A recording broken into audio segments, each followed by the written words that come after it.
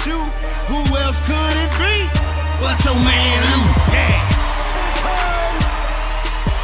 And overtime. Who else could it be?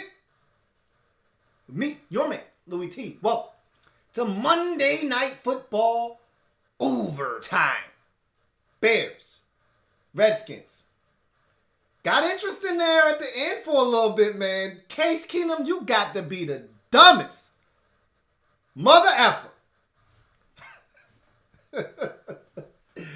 Are you kidding me? You're not at the goal line, bruh. What are you doing? Anyway, Jay Gruden isn't much better. That was some piss poor play calling. You're killing them through the air.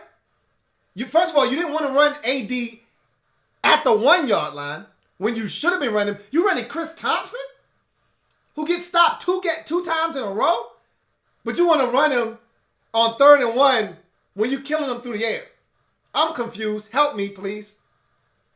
First of all, Jay doesn't like AD. You're not telling me nothing. AD doesn't like Jay Gruden. They don't like each other. All right? Right now, that relationship is just a working one at best. We all heard the quote from AD. He would love to run a couple of guys over in the organization, front office-wise. And he's talking about Jay Gruden, too. Throw his ass in there. Bruce, Dan, Jay. He wants to run all their asses over. All right? And you heard him say he would love to get to Walter Payton's record. Jay's not having it, man. He should have been in for that touchdown run. Instead, he's got Chris Thompson in on runs up the middle. And then, again, you're killing the Bears who are gassed through the air. And yet you're going to run it right into the teeth of their defense. Okay. Twice in a row? All right, cool. Whatever. It's not a big deal. We stink. We were supposed to lose the game. And we're going to finish losing the way that losers do. And that's find a way to piss away any opportunity of coming back and making this a competitive ball game. The Bears shut it off. Okay? They haven't scored a single point in the second half. They shut it off. The announcers told them the game was over. They thought the game was over. All right? And we had a chance to come back and make this thing really interesting. I don't know if we were going to come back and win. But a touchdown on that drive to cut it to 28-23, 28-22, that would have made it pretty damn interesting. And I don't trust Mitchell Trubisky to do a goddamn thing to put the game away. He stinks. So I would have loved our chances to get a stop, get the rock back, and let's see what the hell happens. Good old Case Keenum. I wasn't a fan of getting him the hell out of there, all right? Because he wasn't the problem. He was a part of the problem tonight. And if he's going to play like that, which is the Case Keenum I've come to know and love, all right? This is the Case Keenum, the Denver case, the St. Louis Ram case, the stinking ass case, the non-one season in Minnesota case. That's the Case Keenum I know. He need to get his ass on the bench. Here's the problem, though, Redskins fans. We got a coach that is absolutely trying to get fired. He wants out. He's screaming, begging to get fired, and Dan isn't going to be paying somebody on the side to not do anything. Dan's not firing this man. So for those of you who want Jay gone, he's not going anywhere till the season's done. And even then you can't be 100% sure. All right? Although I feel really confident this year. Last year I thought his ass should have been gone last year. I said that. Him and Bruce. They both came back. So now I don't know what to think anymore. And this little mini rally that we had to make it look competitive is going to keep everyone employed in case you are hoping that jobs were on the line. Everybody's going to be back on Monday morning or Tuesday morning, okay? Nothing's going to change. Everybody's back. The whole gang will be back on Tuesday. Let's go get them next week versus the Giants. Another ass whooping on deck. This thing could get to 2-14, 3-13 territory if they're not careful. I really believe that Colt McCoy is going to get the start soon, or he'll be the next guy in. So for those of you out there looking for Dwayne Haskins, I'm telling you right now, Jay's going to go down swinging with his guys. Colt's one of his guys. He didn't want Dwayne Haskins. He didn't want the Redskins to draft Dwayne Haskins. He would have preferred Daniel Jones. All right? He would have preferred Drew Lock. What he didn't want was Dwayne Haskins. Wasn't his call. That was from old Danny Boy up top. So Jay's not going to go out of his way because he knows he's not going to be here next year. He's not going out of his way to try to make sure that Dwayne is learning and that he's coming along. Jay could give two shits about Dwayne Haskins' development. He's not going to be here to see it. So what does he care? He's trying to win ball games. So he's going to put in Colt McCoy, the guy that he's been trying to get to start here all along, but management was like, hell no, Colt ain't starting. Jay wanted Colt to start a long time ago. After Kirk left, Jay was like, hey, I'm good with Colt. And the front office said, the hell you are. We traded for Alex Smith. Jay's been trying to get Colt in for the longest. So if Colt comes back healthy, and I'm hearing he's getting really close. He's getting close. He'll come in before Dwayne does. I assure you of that. So for those of you thinking that Dwayne Haskins is up next, the only way 7 sees the field is if Keenum gets hurt before Colt McCoy is ready to go. That's the only way 7 sees the field. Outside of that, you won't see 7 on the field. Because before you see 7, you'll see 12. I assure you of that. But that's a long ways away. Because they haven't given up. I've given up on the season. They haven't given up on the season yet, though. All right? They're still going to act as if, hey, other teams have done it. We're not other teams. We stink on defense. Offensively, we're mindless, okay? And I've never been one to really criticize Jay and his play calling and that, this, that, and the third, but you're down 28-3. Where's the sense of urgency? We huddling up, and we're taking our precious little time. And, again, I don't understand the logic behind some of these play calls. They just don't make a lot of sense to me. It is what it is, though. Bottom line is, first and foremost, I said this last year when we lost to the Saints. It's okay to get your ass whooped at 1 o'clock on a Sunday when everybody else is paying attention to their own team's game. All right? I'd much rather get my ass whooped in obscurity when it's just the Redskins fans and the team that we're getting our ass whooped by and their fans. All right? So I'd much rather keep my ass whoopings to myself than to spread it out and show the whole world. I don't want to share these with the rest of the world. I don't want to show our embarrassment on national television. Stop putting us on Monday Night Football. Stop. I don't want it. Okay? And I know a lot of Redskins fans, man, they're not respecting us. They're not giving us no prime. F that. I don't want primetime games. I don't want to play on Thursday versus the Vikings. That's another ass whooping to come. I don't want that shit. Keep these ass whoopings at 1 o'clock to ourselves. All right? We don't need everybody to share in the ass whooping. We know we about to get our ass whooped. So why not do that at 1 o'clock while we watch and everybody else is paying attention to their own situation? That's how I prefer my ass whoopings. Quietly and to myself. All right? So I appreciate the fellas, though, not allowing this thing to get to 42-13, some shit like that. I like the fact that they were able to reel the Bears in just a tad bit. Reel them in just a bit to make this thing respectable enough so it didn't look like a total ass whooping. But if you were in favor of change after this game, you were hoping that this thing got out of control, and it didn't. Sorry. I apologize. It didn't get out of control.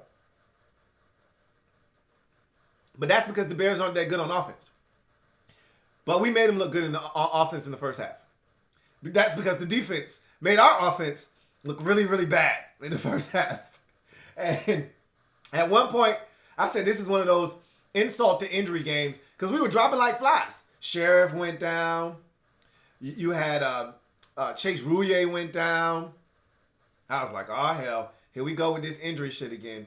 Then at one point, Eric Flowers was limping around. I'm like, oh, hell. Here we go. God damn it. Shit's about to hit the fan now.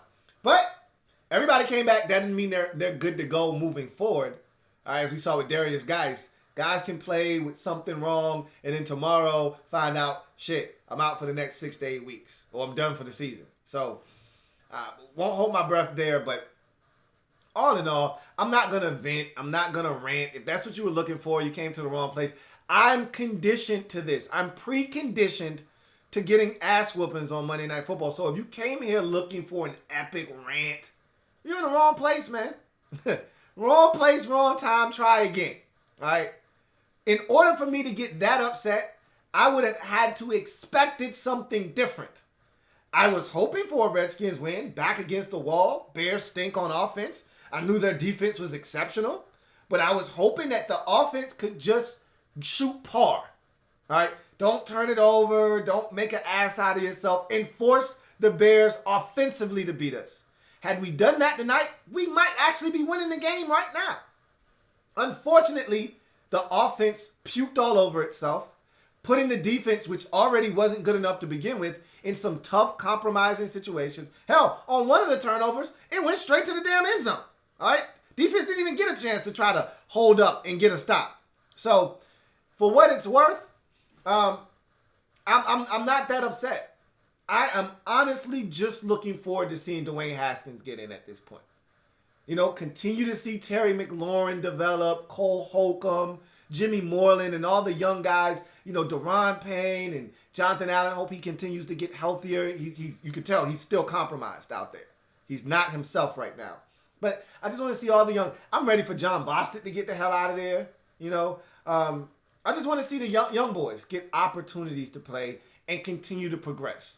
And then eventually, at some point, whether that's week 9, 10, 11, 12, whenever the hell they decide the time is right, when Dwayne gets in, that's when I will be fully engaged yet again. And games will matter and I'll actually care. Because the competitive portion of the season, as I told you prior to this game, if we did not win, it's over now.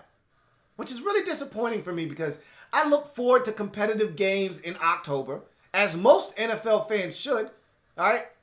4 games into the season, you shouldn't be looking forward to next season, but that's essentially where we are right now. All right? 0-3, dead in the water. Nothing from which to speak of in terms of something you can hang your hat on that, hey, if we get this to happen with the way this unit is playing, we got a shot.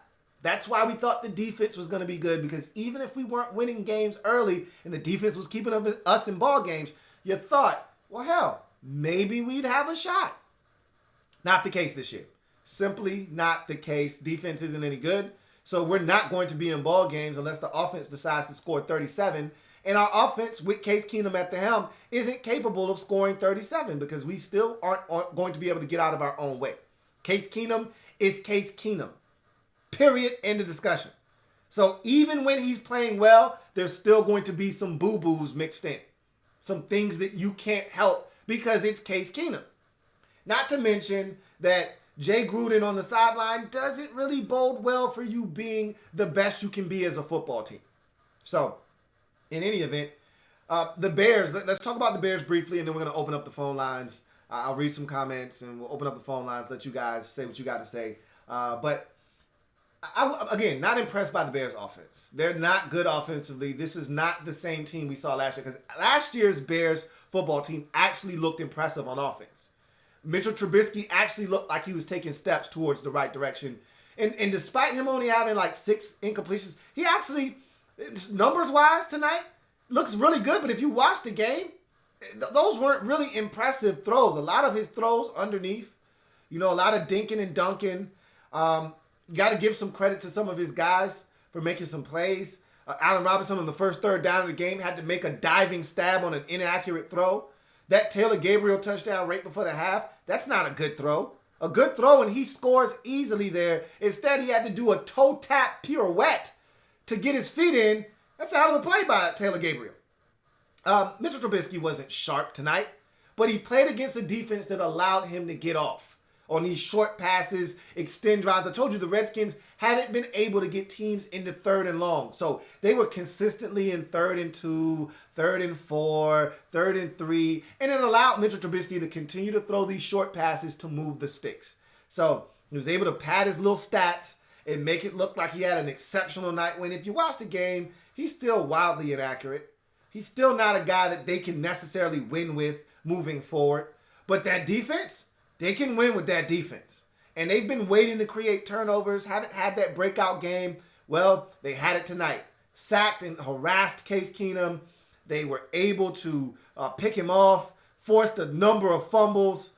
They were on their A game, and I thought they shut it down in the second half. And fortunate enough for us, they did shut it down, because if they continued with their foot on the gas pedal in the second half, this could have been 42-10, 42-6. Okay, that's the kind of pace that they were on defensively in the first half, and they took their foot off the gas pedal and they throttled down.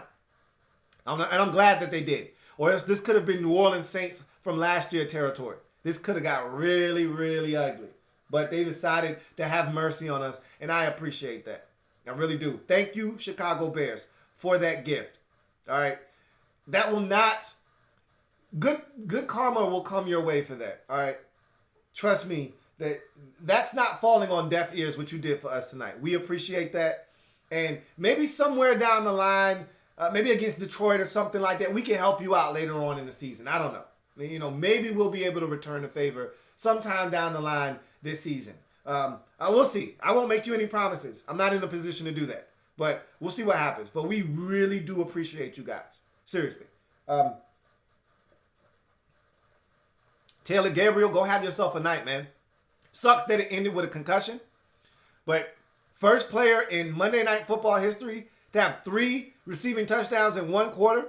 Of all the great legendary receivers that have played on Monday Night Football, you're telling me Taylor Gabriel is going to be the first guy to score 3 touchdowns in 1 quarter? That's a trivia question that no one will ever get unless you're a Bears fan. Or maybe a Redskins fan that remembers him destroying the Redskins single-handedly in the second quarter of a Monday night game in Week 3 of 2019. I don't know. Maybe you will, maybe you won't. But in any event, he was really good tonight.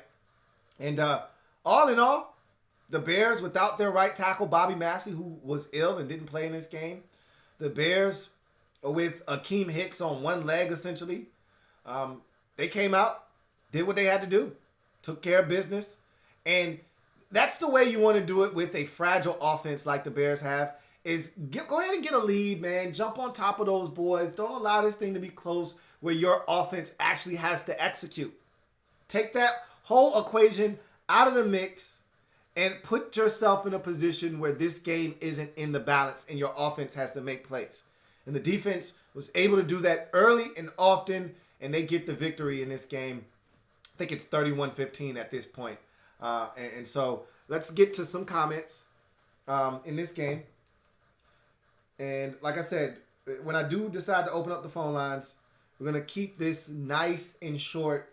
A lot of people want to be able to rant and say what they want to say. So, or just calmly come on and express their opinions. Either way, I want everybody that wants to get in to be able to get in. So we'll make sure that we try to keep these comments to a minimum. These calls, I should say, to a minimum. Anyway, let's going to scan through here. Redskins Review says, our defense looks like they've never played against NFL offensive formations. Everyone is out of position. The lack of communication is scary. And the fact that on a 3rd and 2, a simple shallow cross in which the Redskins drop 9 yards back as if it's 3rd and 13, and a shallow cross gets you 17, utterly ridiculous. Can anybody answer me this? Why is John Bostic singled up one-on-one with Taylor Gabriel? Why is John Bostic singled up one-on-one with Tariq Cohen? Can anybody answer that for me? Why is that a good idea? All right, I don't know. I'm just asking again. I'm just a professional football watcher. That's it. All right, never called a play in my life. They know way more than I do. I'm just asking questions for a friend. I just need answers. That's all. I just want to know, when did it become okay for John Bostic to be singled up with anybody with speed? Just asking for a friend. That's all. In any event, Azad Belial says, Terry McLaurin and Jerry Jeudy sounds nice next year. We're not in a position to draft a wide receiver with our first round pick. Just in case you Redskins fans wanted to get delusional and have ideas of grandeur of selecting a receiver. Receiver is so far down the list of needs for this football team, it's not even funny. With McLaurin coming in and looking like a legit number 1 option, you got Trey Quinn, you got at least 3 more years of Paul Richardson. You got Harmon, and all of these young guys that you like. You still got Sims and all these guys on the practice squad. I'm not saying don't add to the receiving core. I'm just saying receivers down the list, you need a number one corner. You don't have one of those. You need a left tackle. We don't have one of those. You're probably going to need, and there was one more position that I was thinking of that I can't. You need a tight end. That's the other position. All of those are options right now that the Redskins will need and will be at the top of the priority list come next year. Depending on how Brandon Sheriff's situation goes, you may need a guard as well. Not saying that you spend a first round pick on a guard, but hell, we spent the first round pick on Brandon Sheriff, so shit, we did it before. I'm just saying, wide receiver, way down the list of needs. You want to spend a 5th round pick next year on a wide receiver? Go right ahead. But I'm going to tell you right now, I need a first round corner, a first round tackle, or a first round tight end, or a first round edge rusher. Again, we could be top 5 here, folks. This season is going to hell in a handbasket, all right? Unless something drastically changes. We're going to be a 3-13, 4-12 team. You talking about top 5. You could be talking about Chase Young from Ohio State. So, again, I'm just saying, Jerry Jeudy, that's cool, looks good, sounds nice. I'd much rather the Redskins go after a position that's going to help us win immediately. Left tackle more important than wide receiver. Edge rusher more important than wide receiver. And tight end not more important than wide receiver. But shit, we could use a good tight end though. One that can block and catch a little something, that would help. Jeremy Sprinkle couldn't catch claps in a whorehouse. We saw that tonight. God damn it. We try to give Jeremy Sprinkle some opportunities. And he just said, sprinkle me, bitch. Sprinkle me. What are you supposed to do with that? Right in his damn hands, man. Shit, Jeremy, catch the damn ball. Anyway,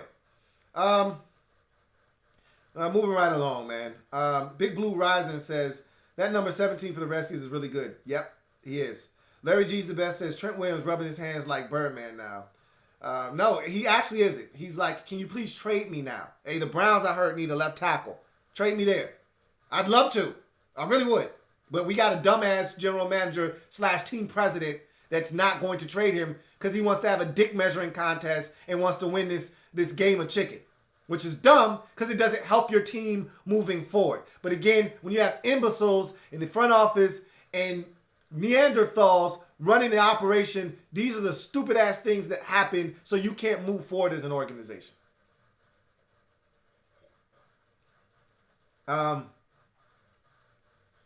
Bjorn Charlie says, this offense was bad at times with Case Keenum, but at least you don't have to watch Michigan State score less. Let's see. John Perez says, we should just boycott every season until Snyder sells. He's not selling the team. So you can boycott all you want. I told you what my contribution to the movement is. I'm not spending a single dime on any Redskins merchandise. No tickets. I'm not coming to any of the training camps, facilities, nothing that's going to put money in this man's pocket. All right?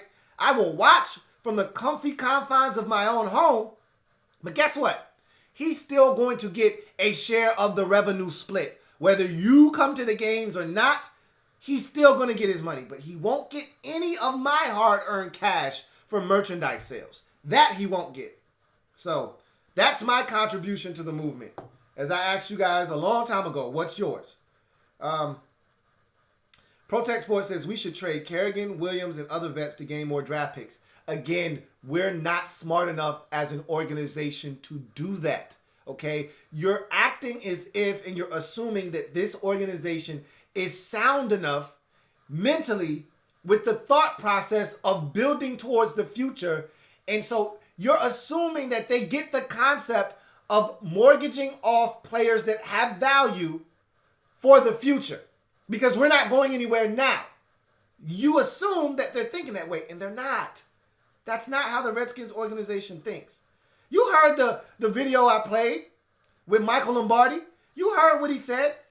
Dan Snyder thinks that if you sign this player or you get this player, that it'll change the fortunes of this organization. He doesn't understand that it's a culture. One that guys don't want to be a part of because it's a losing one. He doesn't understand. And if you as a fan doesn't understand that at this point, then you don't get it either. Because if you've been a Redskins fan long enough and seen this regime, then you already know. You already know what's going down. You already know how this ends. You've seen this movie before. Just hit rewind and then play and watch it over again. You know how this movie ends.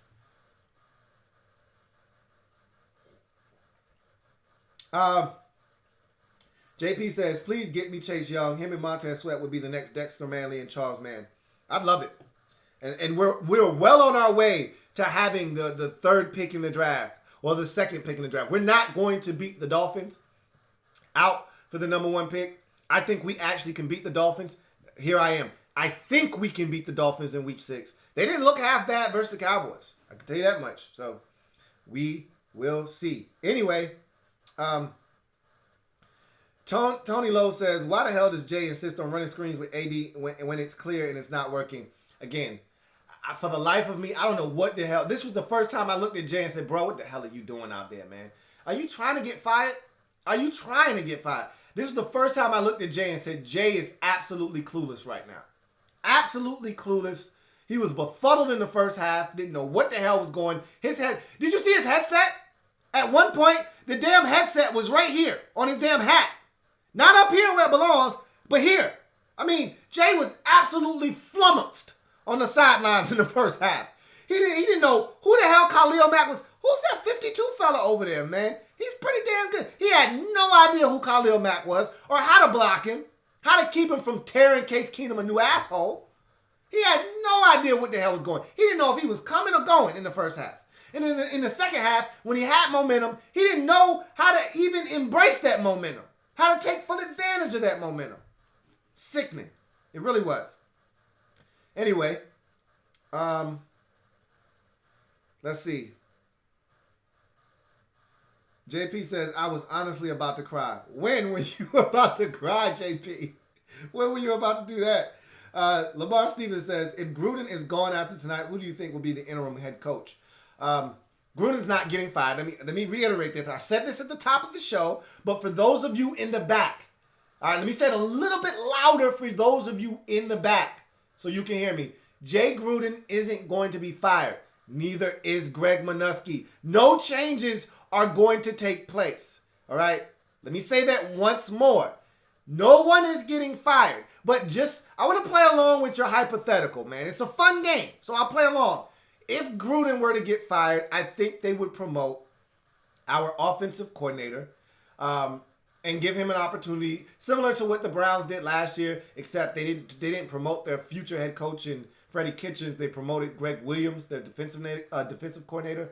I think the Redskins would promote Kevin O'Connell, their offensive coordinator, to head coach. Give him an opportunity to see if he, in fact, can kind of weather this storm a bit. Because I think he's going to ultimately be the Redskins' next head coach because I don't think anybody else wants this job.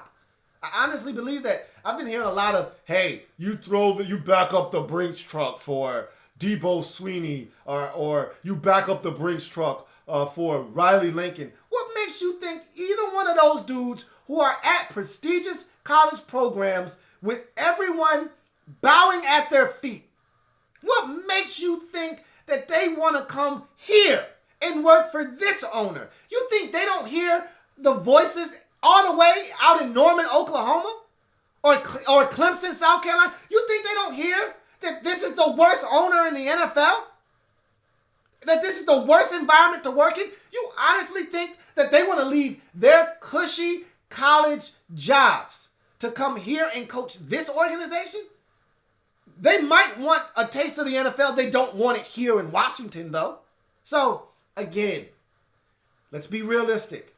Kevin O'Connell will take this job. He will embrace this job. And I actually like Kevin O'Connell. I think he's a smart guy. I think he would put us in better positions to win on Sundays. From an offensive standpoint, I don't know what he is as a head coach. Obviously. None of us do. But I like the way he sounds. I like the way he talks. I like how he preaches. And I like the things that he's saying. And again, if you want development from Dwayne Haskins, the best thing you can do is keep continuity. All right? Don't get a whole new staff in here with a whole new playbook and new terminology. If you're talking about this man is this far away from playing, don't you think getting a whole new staff in here would stun his growth? No, just promote from within. A guy that wants the job, all right? Fire the entire defensive staff. Keep the guys on the offensive staff you believe in if you're Kevin O'Connell, and then you start getting guys in here to help you build this thing back up the right way. That's what I would think. But again, I don't know. In any event, JP says Jay's body language throughout the game was clear sign that he knows he's getting fired tomorrow. He's not getting fired tomorrow, folks. MP, my man MP says, I just forbid my lady from buying me Redskins-ish for my upcoming birthday. We literally almost had an argument about it. I support him emotionally, but I'll be damned if I support him financially. That is my stance, okay? Emotionally, it doesn't cost me a thing to still be emotionally invested in this team because, let's face it, I'm always going to be. Whether I like it or not, I don't have a choice. I am emotionally tied and invested to this team. I've given too many blood, sweat, and tears to this team over my life, okay, that has spanned, 33 years now? Damn, I lost count. Is it 32 or 33? I don't know anymore. But either way, I've invested too much time, energy, and I can't go back now. At times, I'm not going to lie to you, over the last 15 years, there are times where I wish I could have reverse engineered some things and said, hey, can I come on board with you guys?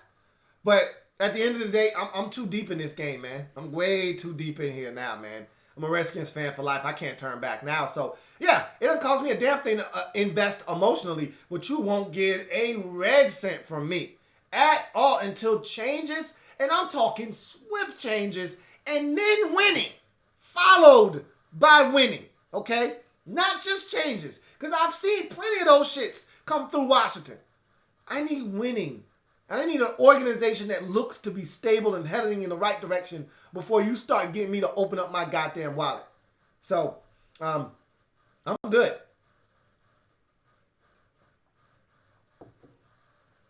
Anyway. All right. Let's open up the phone lines. I think it's time. So, with that being said, you want to call in? There's the number. Before you call in, though, let me quickly get to this, and we'll be right back. What's going on, fam? It's your man, Louie T here. Check this out. If you play daily fantasy on FanDuel or DraftKings, make sure you sign up to DraftDime.com. They offer some of the best projections in the industry, along with one of the most advanced lineup optimization tools to not only get you in the game, but to help you dominate. They also offer a fantasy football draft kit to help you dominate your buddies during your season-long leagues. So, what are you waiting on? It's never too late to get in the game. Get over to draftdime.com and sign up. And remember to use the coupon code Louie. That's Louie, Louie, for 10% off. The link is in the description. And don't forget to tell them that me, your man, Louie T, sent you. All right, phone lines are open. Floor is yours, guys. I'm going to continue to read from the comment section, but phone lines are officially open for business.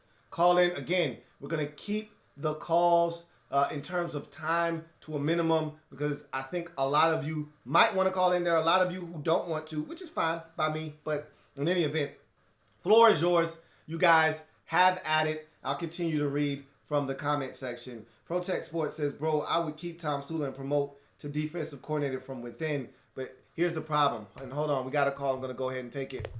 You're on live with your man, Louie T. Who am I speaking with? Hey, Lou, it's Ree. What's up? What's up, Ree? I actually did watch some of this game, and since you're a Redskins fan, there's some things I'd like to discuss with you about your team. All right, we gotta keep it brief tonight, Ree. What you got? Okay. Well, one thing I don't get is this team drafted Dwayne Haskins in the first round, and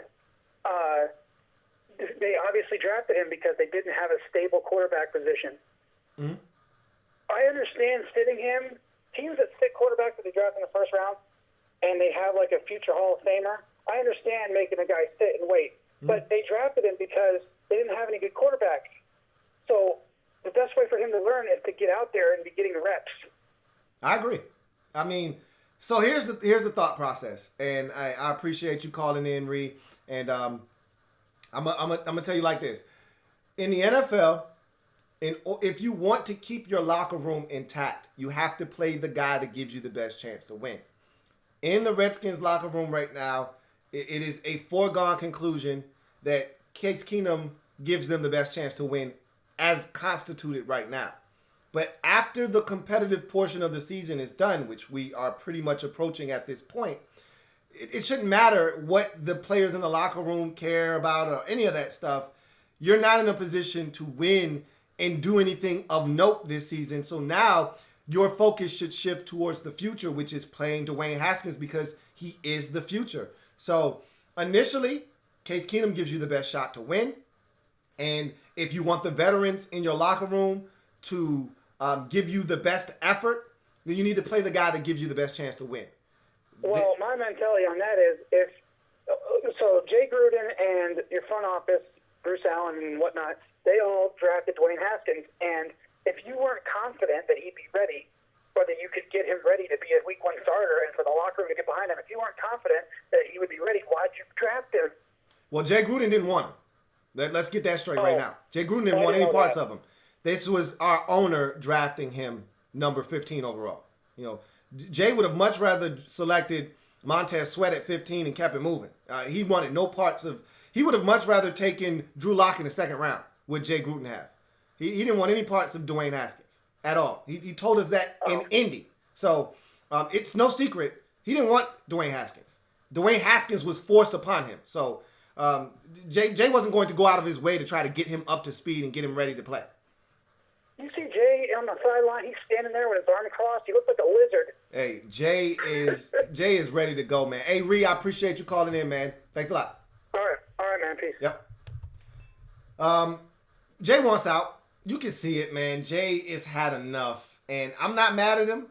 I'm not glad at him, but I'm definitely not mad at him. Got another call. We're gonna take it. You're on live with your man Louie T. Who am I speaking with?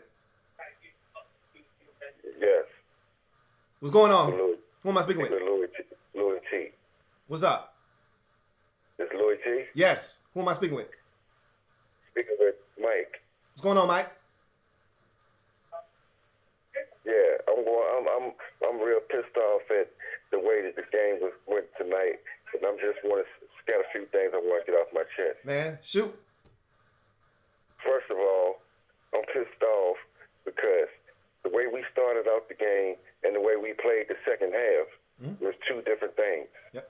Like, we started off the game making Case hold the ball in his hand. Then we get to the second half, and then they want to throw screens and, look side passes to Chris Thompson to get him open and stuff like that. Get the rookie Steven Sims in the game. They should have did that from the beginning. Yeah, I agree with you. I don't understand why you would sit there and let Case Keenum throw 3 or 4 interceptions, 2 fumbles or 3 fumbles, and don't even pull them. Hey, look, man. Gruden.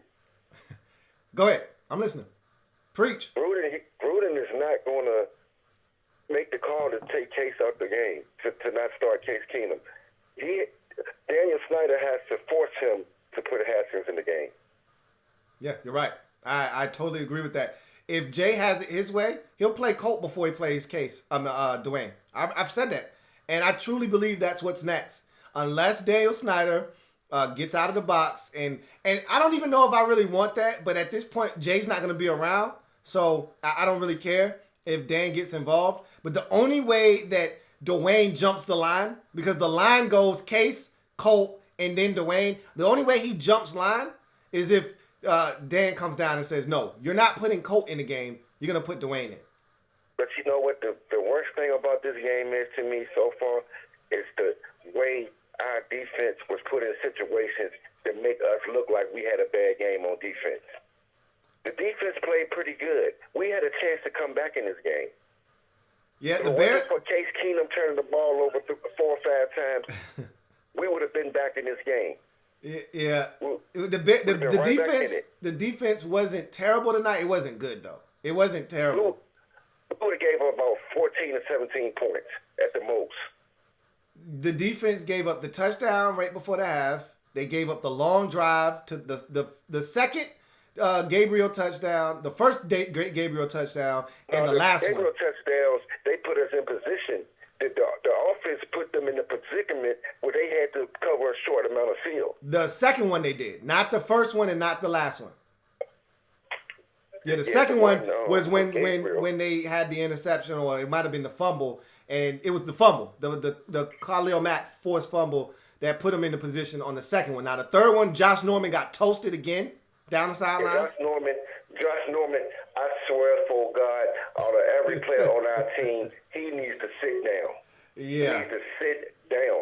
Who do we got back there? We got a couple guys off a practice squad or somebody that we had just got over the It ain't happening, bro. It ain't happening. They paying them too much money. They are not benching that man. It's just not happening. It's just not how our culture is built.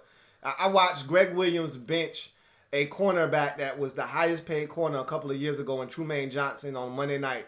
I just want to say thanks for answering my call, and I'm a big fan of the show, and you keep doing what you're doing, brother. Hey, no doubt, man. I appreciate you chiming in, man, and thanks for the support. No doubt. Yes, sir. Thank you. Hey, appreciate the super chat, Dominic, man. He says, this season is over. Why can't we just start Haskins? I agree. I'm with you. 110%, man. Got another call. Gonna go ahead and take it. You're on live with your man, Louie T. Who am I speaking with? Oh, this Seattle 757. What's going on, man? What's good, man? Hey, you gotta let me know what you're working on, man. They got you speaking the truth out here, man. What'd you say? You breaking up a little bit. Yeah, that's it. Yeah, I'm gonna keep it quick though. Like, where do we go from here? Like, it's just real frustrating watching this as a fan. I'm not expecting us to go undefeated or nothing, but I mean, like, damn, like, we can't even compete games, and like, we got all these players up here that, like they got value, but we're not doing anything. Like, what are we really doing? You breaking up, man. You breaking up. You got bad connection. So what I'm gonna do is I'm gonna end this. Call back if you get better connection, because we can't hear you. You breaking up. All right. All right. So the phone lines are lit. You got the number. Continue to call in. I'm gonna read some comments until we get another call. Nick Riley said, hold on. I gotta read this one again. We're gonna take this call though. You're on live with your man Louie T. Who am I speaking with? On live with. Hello? Hey, you're on live with your man Louie T. Who am I speaking with? Speaking with EJ from DC. What's going on, EJ? What's going on, man? Talk to me. I wanted to ask you. Yep. Do we have who is the potential who's the potential coaches for next year? Like, you know, I know Jay Gruden's done. Yeah. This is the problem. If you're a coach with any kind of merit, meaning you could get, let's say that at the end of this season, there are 6 jobs available. The Redskins are going to be the last job on your list. And if you're in demand, you're not even thinking about the Washington Redskins job. That's the problem, because I remember once upon a time, and I'll make this brief, Sean Payton was offered the Oakland Raiders job when he was an assistant under Bill Parcells in Dallas. And Parcells said, don't take that job. There will be other opportunities that come available. He didn't take the Raiders job because they were a train wreck with Al Davis. He waited. The Saints job came open. He took that job, and the rest is history. That's how we're going to be treated now. If there's a job open and you're a good coordinator with a chance to have a job elsewhere, you're going to wait for another opportunity, or you'll just stay where you're at because you don't want to come here. There's the word on the street is this is not an organization you want to work for. So it's going to be hard for the Redskins to get it. That's why I keep promoting Kevin O'Connell, our offensive coordinator, because I think that's the way. If you don't want to be embarrassed, and I know Daniel Snyder and Bruce Allen, they never want to be embarrassed. And so if you don't want to be embarrassed, you're just going to give the job to a guy that you know wants the job. And Kevin O'Connell wants the job. So I think that's what's going to ultimately happen, to be honest with you. Louie T, man, it looks bad, man. It does. I mean, It is. The performance they put out today was embarrassing. Case Keenum turning the ball over. Left and right. They grew not putting people in position and that positive things happen. Right. And it was just crazy. I mean, Yeah. I want some hope. I do I'm too. a Redskins fan, and I've been a Redskins fan for a long time. And, you know, I'm talking to my kids, and my kids is like, yeah, Dad, I ain't never seen the Redskins do good. You know, they're always going bad. And, you know, it's hard for me to encourage them to be a fan Man. when they ain't producing anything. Right. You are not lying there, bro, man. I'm going to raise my son to be a Redskins fan, but I got to give him something to get excited about. If he keeps seeing them losing, he's going to be like, look, man, I'm not rooting for them. They stink. But they got to give us, as you said, got to give us some hope. And right now, I was talking to somebody on Twitter. Matter of fact, it's my man Bo. He was talking to him on Twitter, and he said, this is the lowest point as a Redskins fan. I said, no, this isn't the lowest. We've been lower than this. We actually have hope on the roster in Dwayne Haskins. That's the only reason why this isn't the lowest we've ever been. Because there's actually hope. And we've actually drafted well the last couple of years. Like, we've been much lower than this. But it's just, you just want to see change. Not for the sake of change, but change because you think it's going to make us a better organization. But to go back to your first point and to the question I had, one of our issues is the coach. I mean, our coaches. Yeah. It's not putting players in position to make plays. You know, I look at Chicago and the shallow crosses and things like that. Their short yardage plays just look better than ours. Yeah, that and our defense looks a lot worse than theirs. So yes. that helps too. When you got 3rd and 2 and guys are dropping the 9 yards of depth and allowing a shallow cross to be wide open for 17 yards. That helps too. So it is what it is. But hey, man, EJ, I appreciate you chiming in, bro. And you have a great night, man. Thanks a lot. You too. You know, no doubt. So yeah, I mean, that's the thing that is a little frustrating is that because of the stigma that we have as an organization, well deserved, by the way. We earned the stigma of having a job that isn't enticing for anyone out there other than someone that can't get a job anywhere else. We earned that stigma. But that's the thing that's frustrating because of that stigma, you don't have hope that you can get someone in here that can help turn this thing around. I got another call. I'm going to go ahead and take it. You're on live with your man, Louie T. Who am I speaking with? Yo, Louie T, man. My name is Lucas, man, out of South Carolina. What's going on, Lucas? Yeah, man. It's too frustrating, man. It's too embarrassing, man. Like you have mentioned, you know, I've been watching you right now on YouTube, man, for a little while, man. Like I said, it starts with Bruce Allen. Yeah. It starts with Bruce Allen all the way down. Yeah. I mean, shit, you could argue it starts with Dan. I mean, it starts with Dan, but you know, Dan isn't going anywhere, so I always like to start at Bruce Allen like you just did, because a lot of people want to talk about Dan. Well, Dan's not selling the team, so leave Dan out of the discussion. Dan's not going anywhere. What can you change? You can change Bruce Allen. It starts with Bruce Allen. Get him out of here, get Jay out of here, and start anew. But the problem is that, and this was the thing last year, I was so adamant that Bruce was getting fired last year after that Giants game. When we gave up 40 in the first half, I'm like, I came at halftime of that game. I don't know if you remember this. At halftime of that game, I went live and I said, fire everybody. It's over. Pull the plug. It's done. Let's start over. And I thought that we were going to start over, and we didn't. So now I'm convinced, and people kept telling me this, and I didn't want to hear it because I was being naive, and I just felt like change had to come. And people said, bruh, Bruce has a lifetime job with the Redskins organization. If he wants to stay there, he'll be there because Dan trusts him. He's Dan's mouthpiece. Dan, when's the last time we heard Dan Snyder speak? Shit, that's forever. It's forever, damn near since damn Robert Griffin, if even that. Yeah, you know what I mean? Exactly. So I think he's so comfortable with Bruce that you're not going to get change. That's true. And I know I got short time, man, but, you know, I heard the caller early and he kind of, you know, gave some merit to the defense, but at the same time, you know, like you've been saying over a period of time, you know, like there was poor pressure. There was poor defensive pressure, man. You know what I'm saying? We got that one sack with Monte Sweat. Yeah. Sweat. But at the same time, man, we got no pressure on Trubisky, man. Right. It was all day, you know what I'm saying, to do what he wanted to do. Yep. And at the end of the day, man, you know what I'm saying, we need to make major changes. You know what I'm saying? As a Redskins fan, man, I've been a Redskins fan for a long time, man. And like honestly, I can't watch Redskins football. I can listen to the news, I can hear what you gotta say. I can't watch Redskins football, man, until we make some drastic changes expeditiously. That's all I really got to say. Hey, man, I feel you, Lucas, man.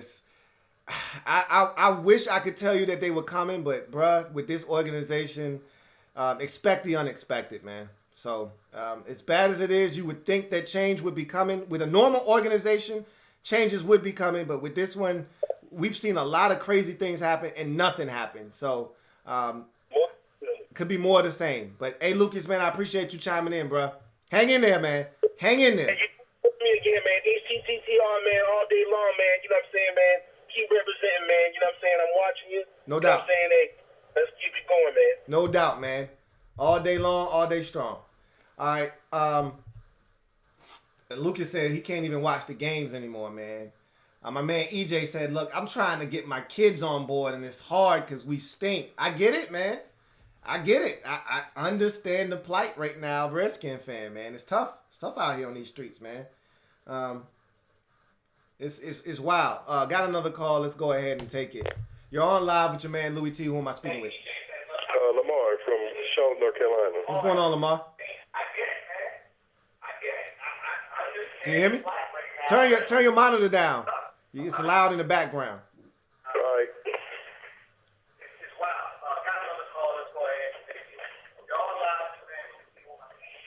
This is Lamar from Charlotte, North Carolina. All right, Lamar. What's going on, man? Talk to us. I can't call it, man. I'm in pain right now, bro. Hey, get in line, bro.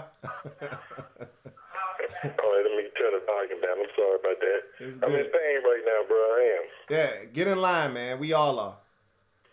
I mean, I just seen some things that just didn't look right. I mean, Jay Gruden looked like he was out of it.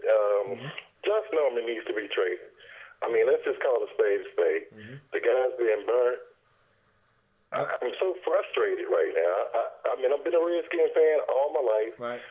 Even when the Panthers came to town, Yep. I still was a Redskins fan. Right. I don't understand what's going on. I mean, with this organization, you bring Case Keenum in. We know he's not capable of taking you to the playoffs, and you still sitting Haskins down. I don't understand that. Yeah.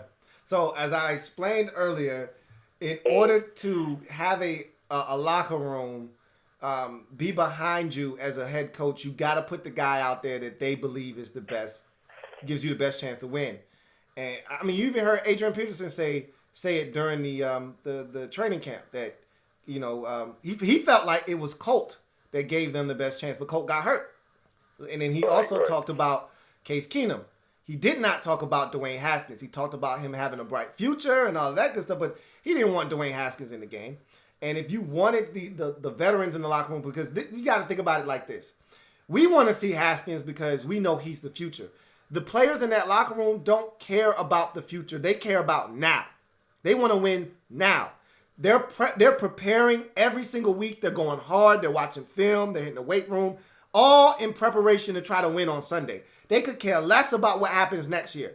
As fans, we're not going through the daily grind of trying to prepare to win a game on Sunday. We just know that we're not good enough to make the playoffs, so we need to be prepared for next year. And the best way to do that in the years to come after that is to put Dwayne Haskins in and let him get his feet wet. The players don't care about that. So if you're trying to keep the locker room sane and keep guys playing hard for you, you got to put the guy in that gives you the best chance to win. Now, I'm at the point now, and I understood that, and that's why I was preaching Case Keenum early.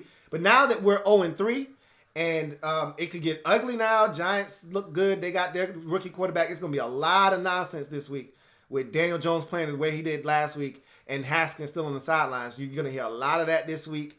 It's going to be crazy. I'm anxious to see how Daniel Snyder handles all of this because I could easily see him letting his ego get the best of him and saying, Jay, put Dwayne in now. Right. I agree. And it's another thing that I wanted to stress. Like I said, that the defense played up to par. I disagree with that. Yeah. You know what I'm saying? I mean, the defense let us down also. Yeah. The offense was terrible. It's just all the dynamics, man, was just terrible today. I mean, we got to call a spade a spade. We was a terrible team tonight. Even though we came back, we looked okay at some point and sometimes, but this is just an awful team, man, and part of this has a lot to do with Jay Gruden. Yeah. I mean, I'm an advocate about having him fired. He should have been fired last year. I mean, that's just my point of view. I mean, I'm just so frustrated with this team right now because I'm a lifetime Redskins fan. So, I mean, to me, Jay Gruden got to go. I mean, that's just it's point clear. Yeah. He has to go, man. You didn't say one thing wrong there, man. At all. I agree with every single thing that just came out of your mouth. The defense was not good tonight. We were down 28-3. Think about that for a second. We were down 28-3 in the first half of this game. Like, if not for the Bears, I really believe they took their foot off the gas pedal. They saw a team that was lifeless. They thought that we were going to just roll over in the second half. And luckily enough for them, we got in our own way. Case Keenum thinking he's on the goal line instead of the 25-yard line, trying to stretch the ball over for a first down and got it knocked out of his hand. Or else, you could have been talking about an epic comeback for the ages. You never know. I mean, we had all the momentum, but that's nor here nor there. The fact that you fell behind 28-3 to a team that had scored all of 19 points in the first 2 weeks of the season is despicable. So I'm with you on that, man. Changes need to be made. The problem is, as Redskins fans, you can't count on them being made with this organization. But we'll see what happens. Hey, I appreciate you, man. Hey, man. Likewise. Have a good one. All right. So another disgruntled customer, another disgruntled Redskin fan, and that's pretty much where we're at, man. It's a lot of us out here that we want better. We deserve better, man. Like. We've been through so much, and we just deserve a break. We do. We really do. You're on live with your man, Louie T. Who am I speaking with? This is Skins Fan all day. What's going on, Skins Fan all day, man? What's good, man? Talk to me. How you feeling? I'm doing good, man. I'm frustrated. Yeah. I think that sums it up for most Redskins fans. I think I'm more disappointed. You sound more disappointed than frustrated. Oh, I'm pissed. Okay. Well, tell us why you mad, man. Tell us why you mad. Man, look, man. I be on YouTube on my channel, man, talking about my Redskins. I'm spitting truth. About our Redskins, man. And then I have other Redskin fans, out there with all this, we're going to do this, we're going to do that. Mm-hmm. And people keep saying, man, that, we might, win 6-7 games. I always tell people, I said, look, we might not win a game this year.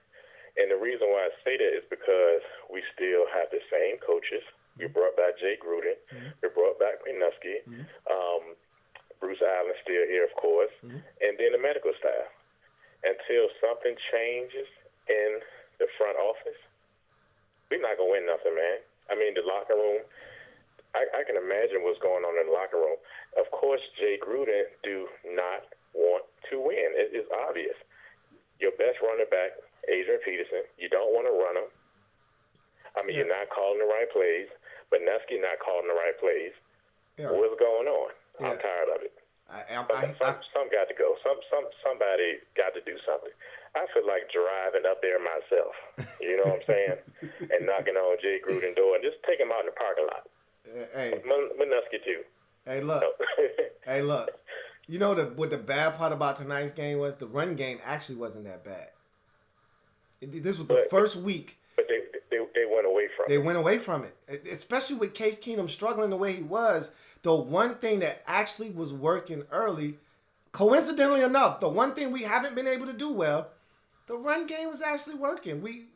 Adrian had some good hits early in the ball game.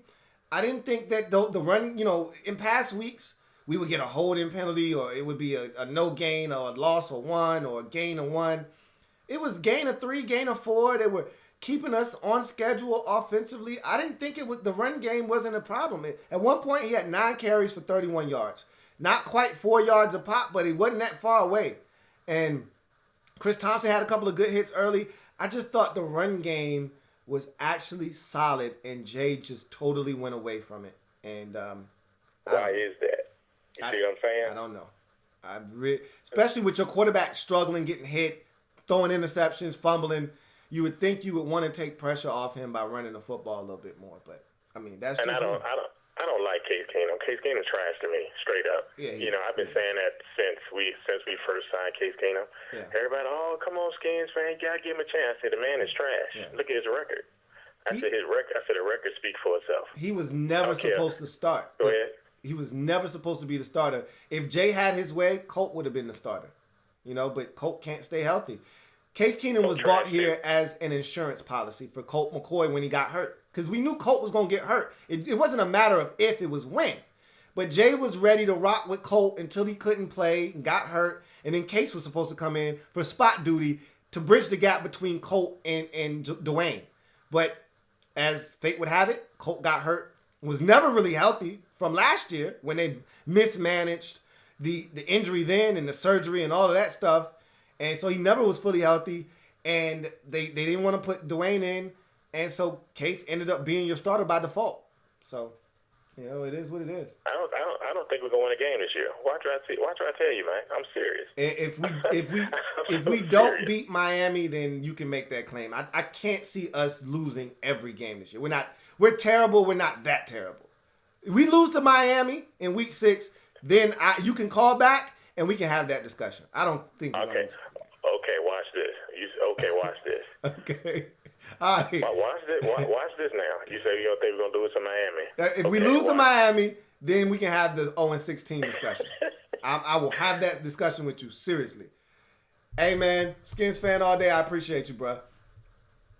Have a good one, man. Appreciate you too, bro. Yeah, no doubt. Yeah, I can't see the Redskins. Dominic Garland, again, thank you for another super chat. I really appreciate that. He says, I get that players want to win, but it's over now. Why not stick Haskins in? It's so tough to be a young Skins fan. I'm with you. The competitive portion of this season is probably done. At this point, you gotta go with Haskins, I believe. But we'll see what happens. You're on live with your man, Louie T. Who am I speaking with? Yeah, JR. What's going on, Louie T? What's going on, JR? Hey, man. Yeah, it's disgusting, despicable, horrible, make me want to throw up. Yep. Type of loss tonight, brother. Yeah. I mean, I don't know what to say. We need a lot of changes need to be made. I mean, we got to get rid of. I don't know. We got to get rid of Gruden. Mm-hmm. We got to get rid of the whole staff, man. Yeah. It's just pathetic. It's bad. It's bad. I would say everybody except Kevin O'Connell and who he wants to keep. I believe. And I get it. I know a lot of you just want everybody gone. Clean house. Nothing here is salvageable. I understand that. I would like to see Kevin O'Connell. Again, if you can't find anybody else that wants this job, because again, I don't think there are nobody. We were literally begging people to come be our defensive coordinator this year. Begging them. And everybody was like, nah, I'm good. I got another offer over here, man. I'm straight. We had coaches leaving for lateral positions elsewhere. All right? That's crazy. Our special teams coordinator was like, deuces, I'm going to Atlanta. All right? Wow. It's bad, and nobody wants to be here. And I honestly believe Kevin O'Connell is one of the few that actually do.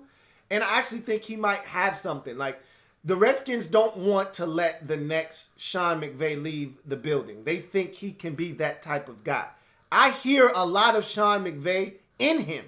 All right? Right. So, if in fact you think he could be that kind of guy, why not get the ball moving a little sooner? And I've never been an advocate of firing a guy in season because, again, what are you really achieving? But nothing, exactly. Yeah. But if you think Kevin O'Connell is your next head coach, why not find out what he really has a little bit this year? Just get a little taste and see if he is, in fact, the guy you would like to hire. But we'll see. So what are we doing with Gruden right now? I mean, what are we doing with him? Like, Is he just going to come in, game out, every Sunday and the same look on his face, a dumb look that doesn't really get us anywhere where we need to be, man. We need, we need to step up. We have the right people on our squad to make plays and to do. I mean, what's killing me more than anything is our defense, man. Our defense is just like all over the place. It's like no communication, no reads. It's like, what is Josh Norman? I mean, he had one good interception tonight, but it's like, well, where's the communication at? Like, and I know we got a few people that are injured, so it doesn't help us on that department, but it's like, Jesus Christ, the communication got to get right, man. Yeah, it's tough, and I'm with you. I really feel like we got the talent to be much better on both sides of the football, to be honest with you. Exactly. It's ridiculous. And a lot of the plays that they're calling, it's like, you got to throw these defenses off balance. You can't have them knowing exactly what you're going to run next. Yeah. And that's what's throwing me off. It's like these defenses can already read what we're about to play before we even play it. And they make the jump, either a turnover, interception. Yeah. But nothing goes good, man. Nothing goes good in our boat, Yeah. And something needs to change, brother. Like, we can't be like this each and every week. It seems like it's been like that each and every single year. That's the problem. The thing that's hard to stomach. It has to stop, Louie. Yeah. I mean, it's crazy, man. Yeah. Like, I mean, do we have to watch this disaster every Sunday, every time we have a primetime game? Hey, look, man. What you got to tell yourself is that you got to strap it up as a fan. You got to strap it up and do this 13 more times, brother. This is week 3. You thought this was bad. You got 13 more of these, and you got one more of these primetime embarrassments coming on a Thursday night versus the Vikings in about a month from now.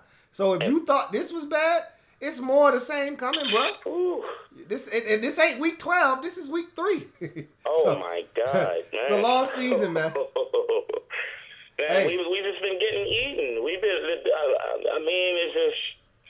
I don't know. It's like, are you kidding me? Trubisky almost looked like Tom Brady earlier. Hey, man. Literally, he almost looked like Tom Brady on it. That should never happen. I mean, I did not see one point of his game where I thought this guy was just, super amazing or did anything that he did really nothing to me. But it's just like the defense just let him look good the first half of the game, and we just never could rebound.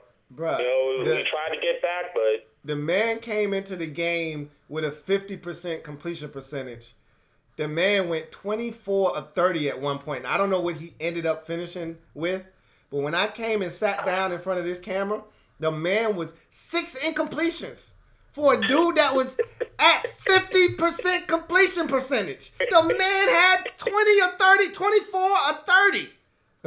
Oh, shit. Oh, man. I can't. Hey, man, I appreciate you calling in, man. Hey, no problem, Louie, T. Have a good one. Appreciate likewise, you taking bro. my call, man. No doubt, man. No doubt at all. I appreciate the super chat from Skins Fan all day, man. Appreciate you. He says, thanks for taking my call, man. No, thank you for calling in and blessing us, bro. Really appreciate you calling in. And again, thank you for the super chat. And to kind of piggyback off of what I was just saying, with this coaching staff and some of the things that make me upset. Like, so there was a punt tonight where Trey Quinn had literally 20 yards of space when he caught the ball, and that man was looking for any blade of grass he could to fall down, Antoine Randall L style. And I'm just saying to myself, Jay, why don't you put Steven Sims back there? But that's Jay being stubborn. We got a call. You're on live with your man Louie T. Who am I speaking with? Man, this is Kenneth Payton, man, from south of Virginia, bro. What's going on, Kenneth? Man, look. Mike McCarthy, bro. If it's any time for Dan Snyder to dig into his bag, it's now. Are you really a Mike McCarthy guy? I'm not a Mike McCarthy guy. Not a Mike McCarthy guy? I'm not, but I mean, he would be an upgrade over Jay Gruden. Anybody would be over Gruden. Exactly. So, while I'm not a Mike McCarthy guy, I would damn sure be willing to try. But I am not a Mike McCarthy fan. So I understand that. But he developed quarterbacks. That's the only only thing with Mike McCarthy. That's the only thing. And like you said, the only person that wants the job is Kevin O'Connell. That's the only person that wants the job. Yeah. I really believe that. And like I said, Dan and Bruce, they've got big egos. They have a lot of pride. They don't like to be embarrassed. And they were embarrassed this year when nobody wanted the defensive coordinator job. That's why they told everybody, oh no, we weren't interviewing these guys and we weren't trying to replace Manusky. We were just trying to get ideas. Do we look like we got stupid written on our damn forehead? Do we look like idiots? Who you think you talking to? We not 8 years old. You can't just tell us whatever the hell you want us to believe. This is not 1985, man, where you just tell a beat reporter whatever the hell you want to be out there so they can write it in the paper and we just run with it. Man, this is the digital age. This is social media. We know everything. We get the most finite and minute details down to the exact time that guys were there and what was said. So miss me with this, well, we weren't interviewing defensive coordinators. We were just trying to pick their brain. Hell, Greg was in on these meetings. Why are you lying for? Why are you lying for? They were trying to find his replacement and everybody turned them down. Hell, Todd Bowles said, I only met with y'all out of respect for the organization because I won a Super Bowl here. And I respect the Redskins organization because they gave me a chance as a player. But truth be told, I never was coming here. I just took your meeting out of respect. That's how bad it was. So I just find it hard to believe that all of a sudden coaches are going to want to coach here. So it's gonna be hard. It's gonna be hard, man. It's a train wreck right now. It is. It is.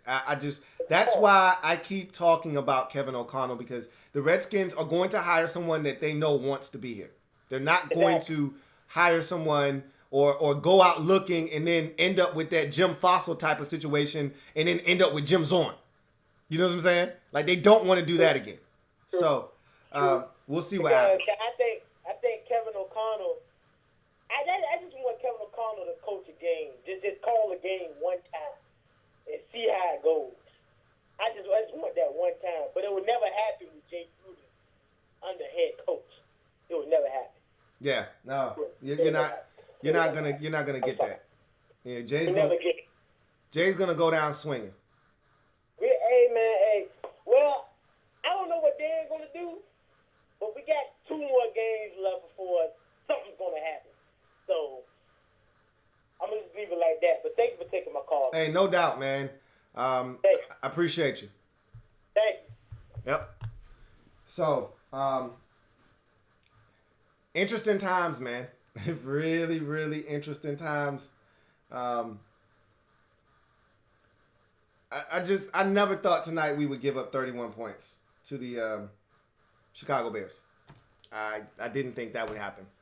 Didn't think they were good enough. Didn't think we would make as many mistakes as we did on the offensive side of football. But Jay looked lost, and I'll go back to a point a little bit later on. Got a call. Gonna go ahead and take it. You're on live with your man Louie T. Who am I speaking with? Louie T. This is JP.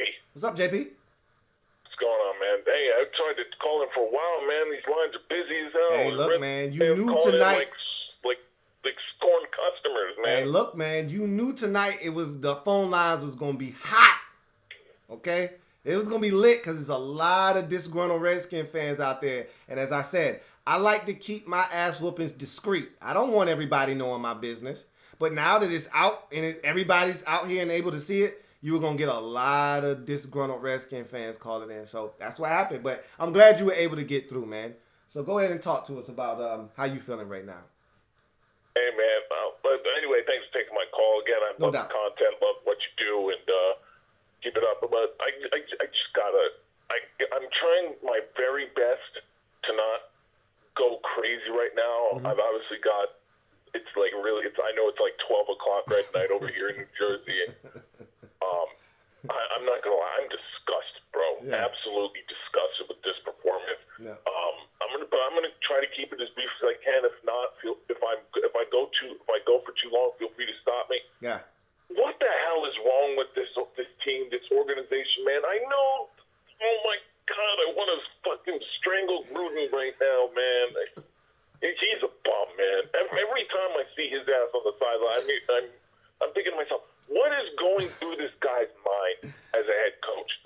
Seriously, like, this dude was fucking puzzled. I saw, in the fourth quarter, with like 2 minutes left to go, I saw a fucking puzzled-ass, blank-ass look on his face, like, I'm getting fired tomorrow, bro. And I just don't understand I just don't understand why this guy's still calling plays. Give the play calling duties to Kevin O'Connell. It's not that hard. And what the hell was going on with this freaking defense, man? Greg Minuski, again, ass cheeks for the third year in a row. Defense can't stop a damn turtle right now. I mean, and Josh Norman was getting burned all night, man. He needs to be benched. I'm sorry. Love Josh Norman to death, but he needs to be benched. He really does. And it just baffles. The only two players on defense who were playing well tonight, Landon Collins, and I thought Montez Sweat had a pretty good start to the game. He got his first sack. I told people that this dude was going off in this game, and he got a sack, and I thought that was a sign of things to come. He may have finally figured it out. And Landon Collins was pretty good. I thought Landon Collins actually wasn't that bad, but he should. Before the game, he said, I think it was to Lisa Salters, that we have to make Mitch Trubisky beat us. Not this defense, not everybody else. Mitch Trubisky. And in my opinion, what the hell are you opening your mouth for? We're not good enough to beat the Mitchell Trubiskys of the We're not even good enough to beat the Josh Rosens, the Mitchell Trubiskys of the NFL. Let alone the Aaron Rodgers and the Tom Brady. Well, we did beat Aaron Rodgers and Cam Newton last year. But anyway, I just don't get it. Why are these guys opening their mouths every time we get to play against some shit quarterback and he goes out and he just embarrasses us on national TV at home? Seriously, the stadium was freaking empty by the time we hit like the third freaking quarter, man. I don't get it. I don't. I mean, I don't have much to say. JP, you pretty much said everything, man. I mean, Jay looked puzzled tonight. Jay looked confused. He was flummoxed, as I said. This defensive coordinator, Greg Minuski, I wanted him gone after last week's game. It wasn't going to get any better. We've had a large enough sample size already. So it's not like you say to yourself, hey, man, he's got a track record. It's good. He'll snap out of it. No, he's been fired like 5 times previous to this. Why? Because he's not a good defensive coordinator. And he hasn't been good here. So I don't know what they were expecting him to do. And this is the thing. It'd be one thing if we were talentless. In the past, when we had Joe Barry, we didn't have any defensive talent. We didn't. We were void of talent. Joe Barry stunk, but we stunk on defense. That's not the case anymore. There's enough talent on this team to get more production out of the defense than we're getting. The problem is the guy calling the plays isn't good enough at his job to demand perfection out of his players and make calls and put players in the best positions to make plays. Hence, you get guys that are not accountable for not being where they're supposed to be. You get guys not having communication, and you get players running wide open, and you waste talented football players on the field stunting inside to guards and centers and getting picked up instead of getting guys free and allowing them to have a free run at the quarterback. I'm not saying. Oh, yeah. I'm just saying. So. Yeah, absolutely. I mean, just some of the shit that, especially on defense and offense, the defense has been inept, but we have talent to be a great defense. We just need an elite play caller on defense. Like you said, this team hasn't had one since Greg Williams. Yeah. When he coached Sean Taylor, LeVar Arrington, LaRon Landry on that defense that went to the postseason like 2 or 3 years. And the fact that we don't have a defensive coordinator, an elite one, it just baffles me to that. And like you said, I'd love to see Jim Tomsula get that job. Now to the offense, I mean, honestly, Keenum looked trash tonight, man. I was against the whole offseason. I was against Case Keenum starting for this exact reason, playing against an elite defense like the Bears. I mean, and Gruden already said it, and then Gruden already said he's sticking with. I just got the report that Gruden is sticking with Case Keenum, and I'm like, bro, that's the kind of bullshit that's going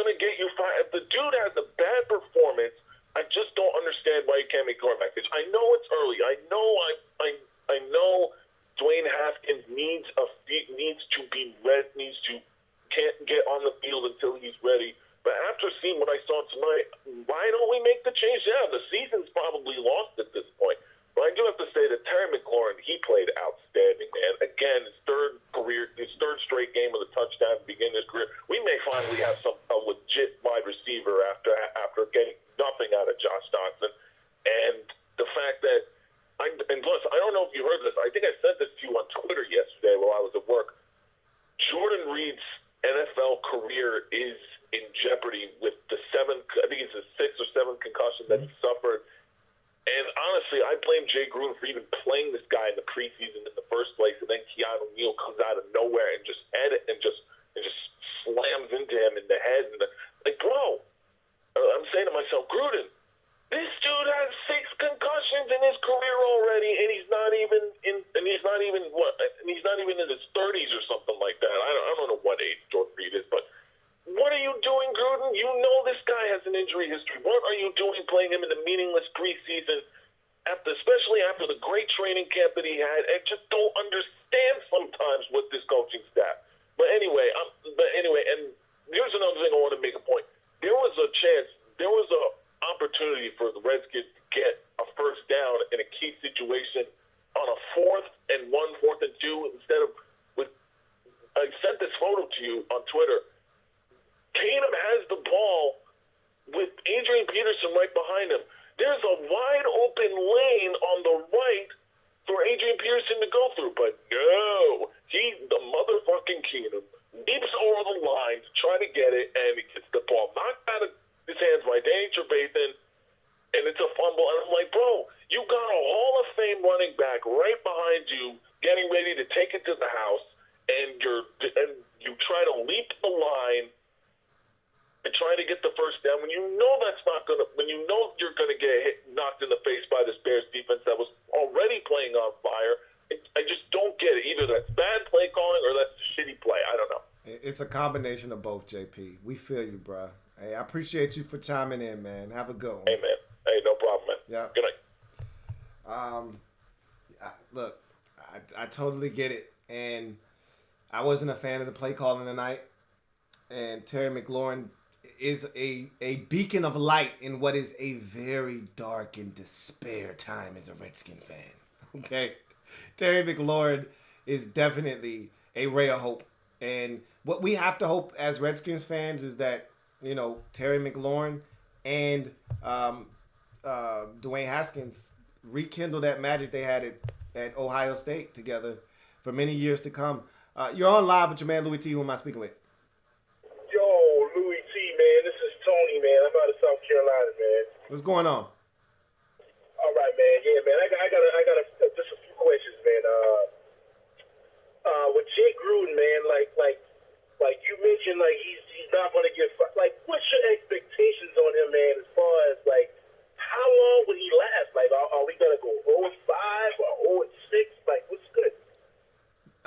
I'll tell you this much: it'll be the way the team plays that will determine if he gets fired. If this team absolutely quits and you're getting drubbed, 38-3, and you're getting beat senseless week after week, and you can tell there's no life, and this team isn't responding to Jay Gruden, then he'll get fired. But this is the thing. There have been much worse situations than the one the Redskins are in now. Sans for the losing. We've never been 0-3 under Jay Gruden. We've never gotten off to this bad of a start. But granted, there have been times with players that you couldn't name, I couldn't name, that just came off the streets 3 days ago and they were starting for the Redskins because of injuries. So we've seen them be in some desperate situations roster-wise, and they still went out and played hard for Jay. They had every opportunity to quit on Jay, and they never have. So I don't know if this season is any different. I can tell you this much. The Adrian Peterson benching did not help his cause early in this season. There are some guys in the locker room that probably are like, hey, get the young fella in there. I'm pretty sure most of them want Case Keenum in the game because he gives them the best chance to win. But at the end of the day, there are probably some guys in the locker room who don't care for Jay Gruden very much. And at the end of the day, it's all going to depend on how they play. If they go out to Miami in a couple of weeks and get embarrassed. Hell, if they get embarrassed by the Giants next week, you know.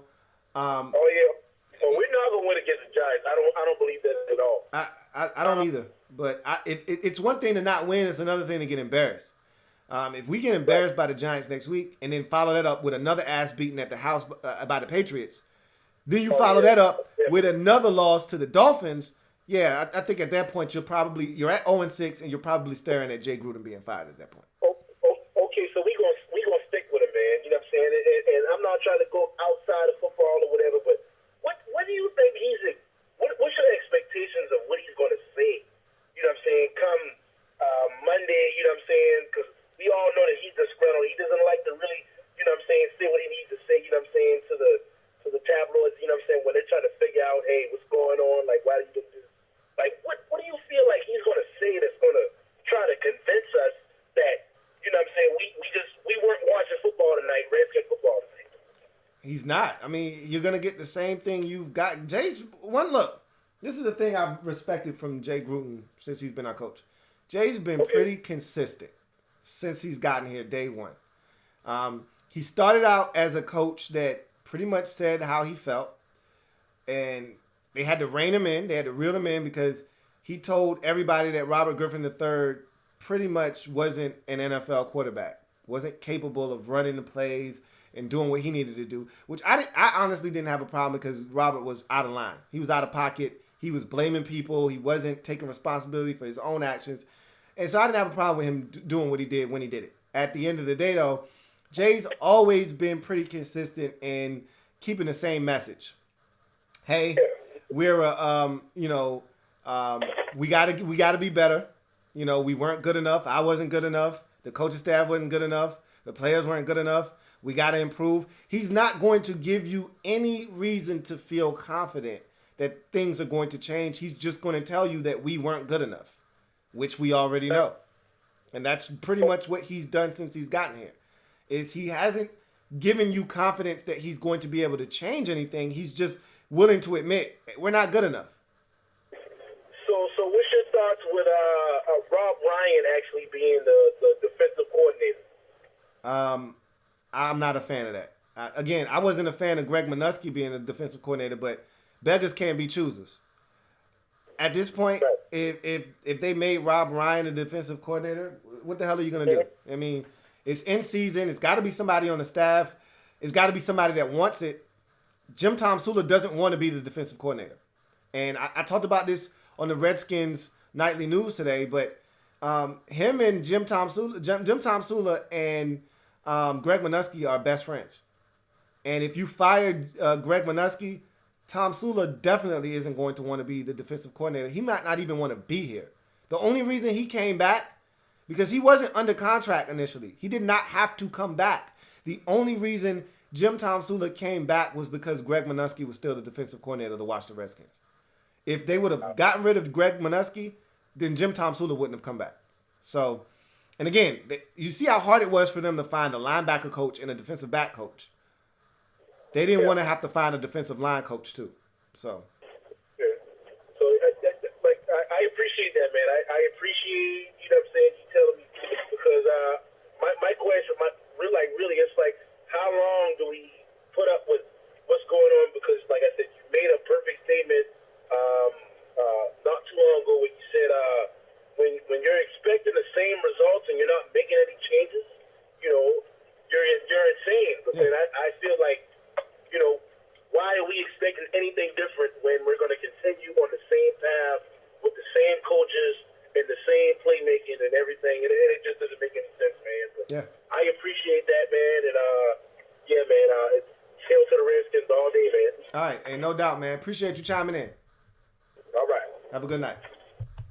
Yeah, I mean, the thing that I'm really disappointed in is that we got talent, man. As I mentioned with Jay Gruden refusing to put Steven Sims back on punts. Like, Trey Quinn wants no parts of punt returns, man. Steven Sims is itching to get his hands on the rock. Why not put the man back on punt returns? He's much more dynamic than Trey Quinn ever will be. Give him a chance to touch the ball some more. He refuses to put him back there. Jay's stubborn. I'm like, it's that stubbornness that It's like you just gotta go, man. You gotta go, man. You're not putting guys in the best positions to succeed on this team, and it just doesn't make one bit of sense. It just doesn't. You're on live with your man Louie T. Who am I speaking with? Speaking with Lee. What's going on, Lee? So you gotta turn your monitor down, man. We can hear it in the background. You gotta turn it down. Okay. It's that stubbornness that is like you just. Yeah. Talk to us, Lee. I just don't understand Gruden. He's supposed to be an offensive genius. He's out there coaching like Pee Wee or Little League. I don't even consider him a arena football league coach. He's horrible. He needs to go. Manusky needs to go. Everybody don't remember Manusky used to be a linebacker for the Redskins years and years ago. He wasn't all that good. He was like a special teams player. He need to go. They just need to get somebody that can just coach him and just get on him. Jay Gruden he don't say nothing. He don't get in their face. He just let them play, make mistakes, and just move on to the next play. You got to get somebody that's got fire. He doesn't have it. He needs to go. And he been here too long, 6 years? Yep. They didn't give Marty Schottenheimer that many years. They didn't give Steve Spurrier that many years. What other coach they had? It's a lot of them, but none of them deserved to have that long. And hell, you could argue Gruden didn't deserve to Gruden have. definitely didn't need to have this many years. He's not even average. Maybe he want to go be on his brother's coaching staff. I don't know, but he's just not NFL material. I just don't see it. I can tell you this much: the organization, Bruce and Dan, they want guys that are yes men. That's what he is. And he's a yes man. So yeah. If you get a guy that you're comfortable with, that's going to do whatever they tell you to do, you become comfortable with that guy. I mean, Mike Shanahan wasn't doing that. He wasn't going to allow them to tell him how to run his football team. If you want to do that, then you're going to have to find somebody else to be your head coach. That's why they got rid of Mike Shanahan. So he's almost like a Gary from the Cowboys. Exactly what he's just like Jason and Garrett. ain't done nothing. He's just like Jason Garrett, except that Jason Garrett and the Dallas Cowboys have more talent and they have coaches that can coach. Jason Garrett is a puppet and he's not a great coach. He's not a great offensive coach, which is why they took the play calling from him. That's why they're playing better offensively, because they got a better guy calling the plays. He's not a defensive guy. So what do? You go out and get someone like a Rod Marinelli to run your defense. That's why they're having success there. And so you look at what the Cowboys, and they had Richard as their defensive coordinator. You look at what the Cowboys have done with their staff. They got coaches that want to be there that are actually really good. So your head coach doesn't have to be good at anything other than being I guess you could call Jason Garrett I don't want to say he's a leader of men, but they like him in that locker room. He's a likable guy, you know? Yeah. So we don't have that here. I can see that from him, but Jay Gruden, no. Yeah. The problem here is we don't have that kind of coaching talent. Try to get the defensive coordinator from Clemson or to be the defensive coordinator here or somebody. Jay Gruden needs to go. He just looked miserable, like, I don't want to be here. I don't want to be here. I don't want to be at work. Let me just put on a face and smile a little bit. He's just miserable looking. Yeah. He's not happy at all. I don't think he is. I think he's ready to go, and we'll see what happens. All right. Well, like your show, man. Like your show. Hey, keep it up. Appreciate it, Lee. Have a good one, man. You too. All right. So, I can tell you this much. We just talked about the Cowboys and why they've had a little bit of success. And you say what you want about the Cowboys, and they haven't won anything. But the Cowboys have won 13 games in a season. You know the last time the Redskins won more than 10 games in a season? This is embarrassing. 1991. It's been that damn long. You're on live with your man Louie T. Who am I speaking with? So what's going on, man? This is Ryan from Kansas City, man. What's going on, Ryan? Man, bro, man, look. I'm from Virginia. I moved down here about 10 years ago. Okay.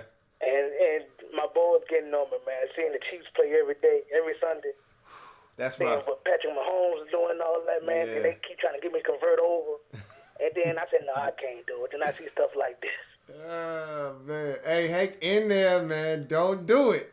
Don't do it. I'm like, man, I said, man, what can I do? What can I do? It's rough, and man. Then, like you said, watch Jay Gruden with the damn headphones on the front of his forehead, man.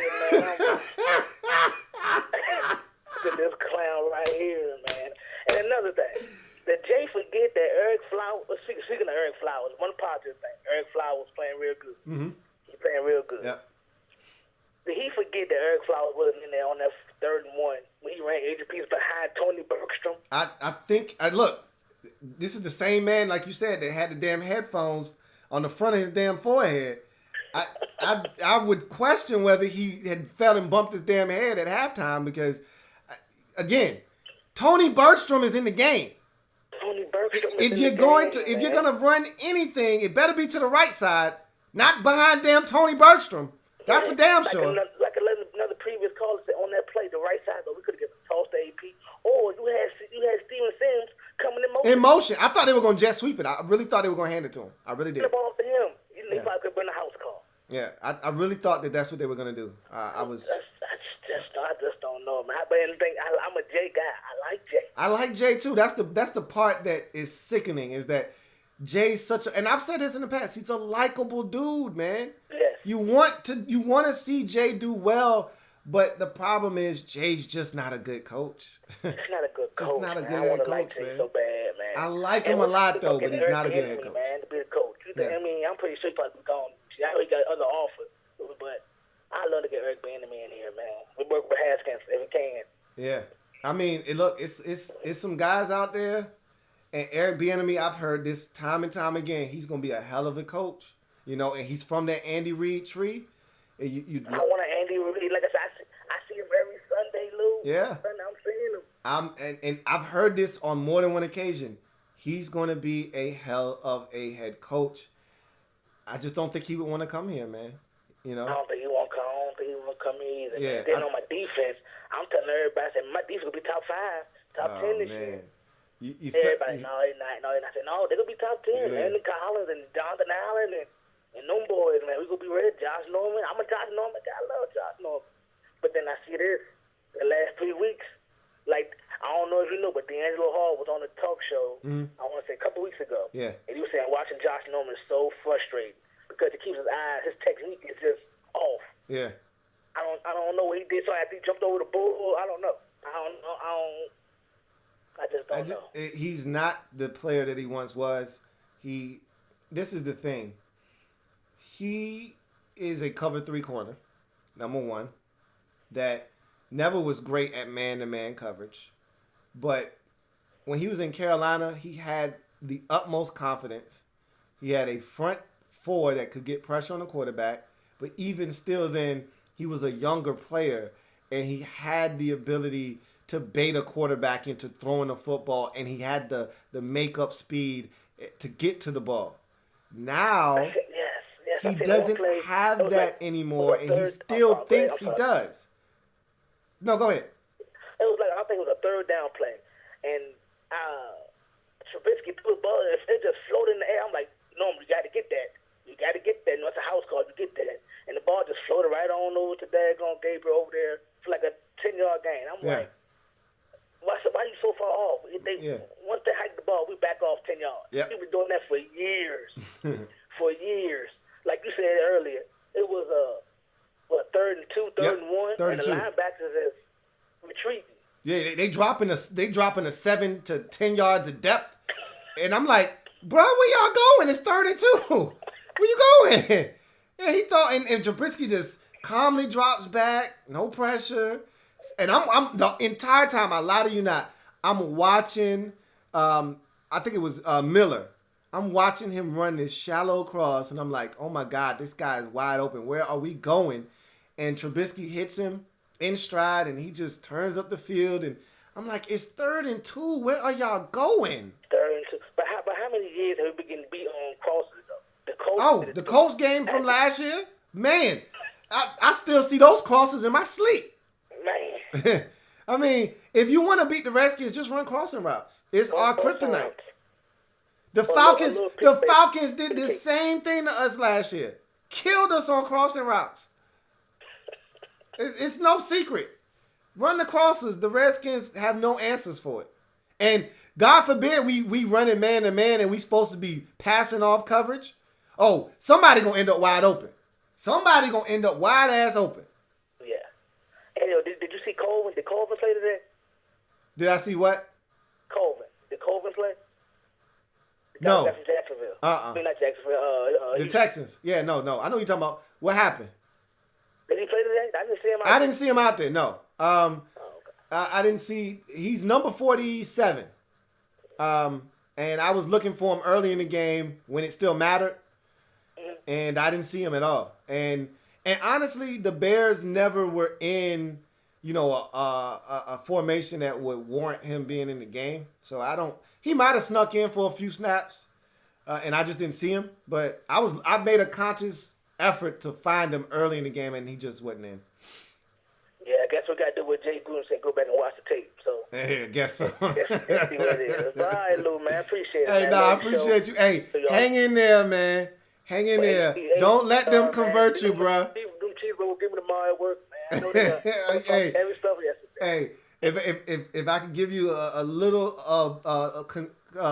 bit of solace, if you could take solace in this, you should be used to this by now, bro.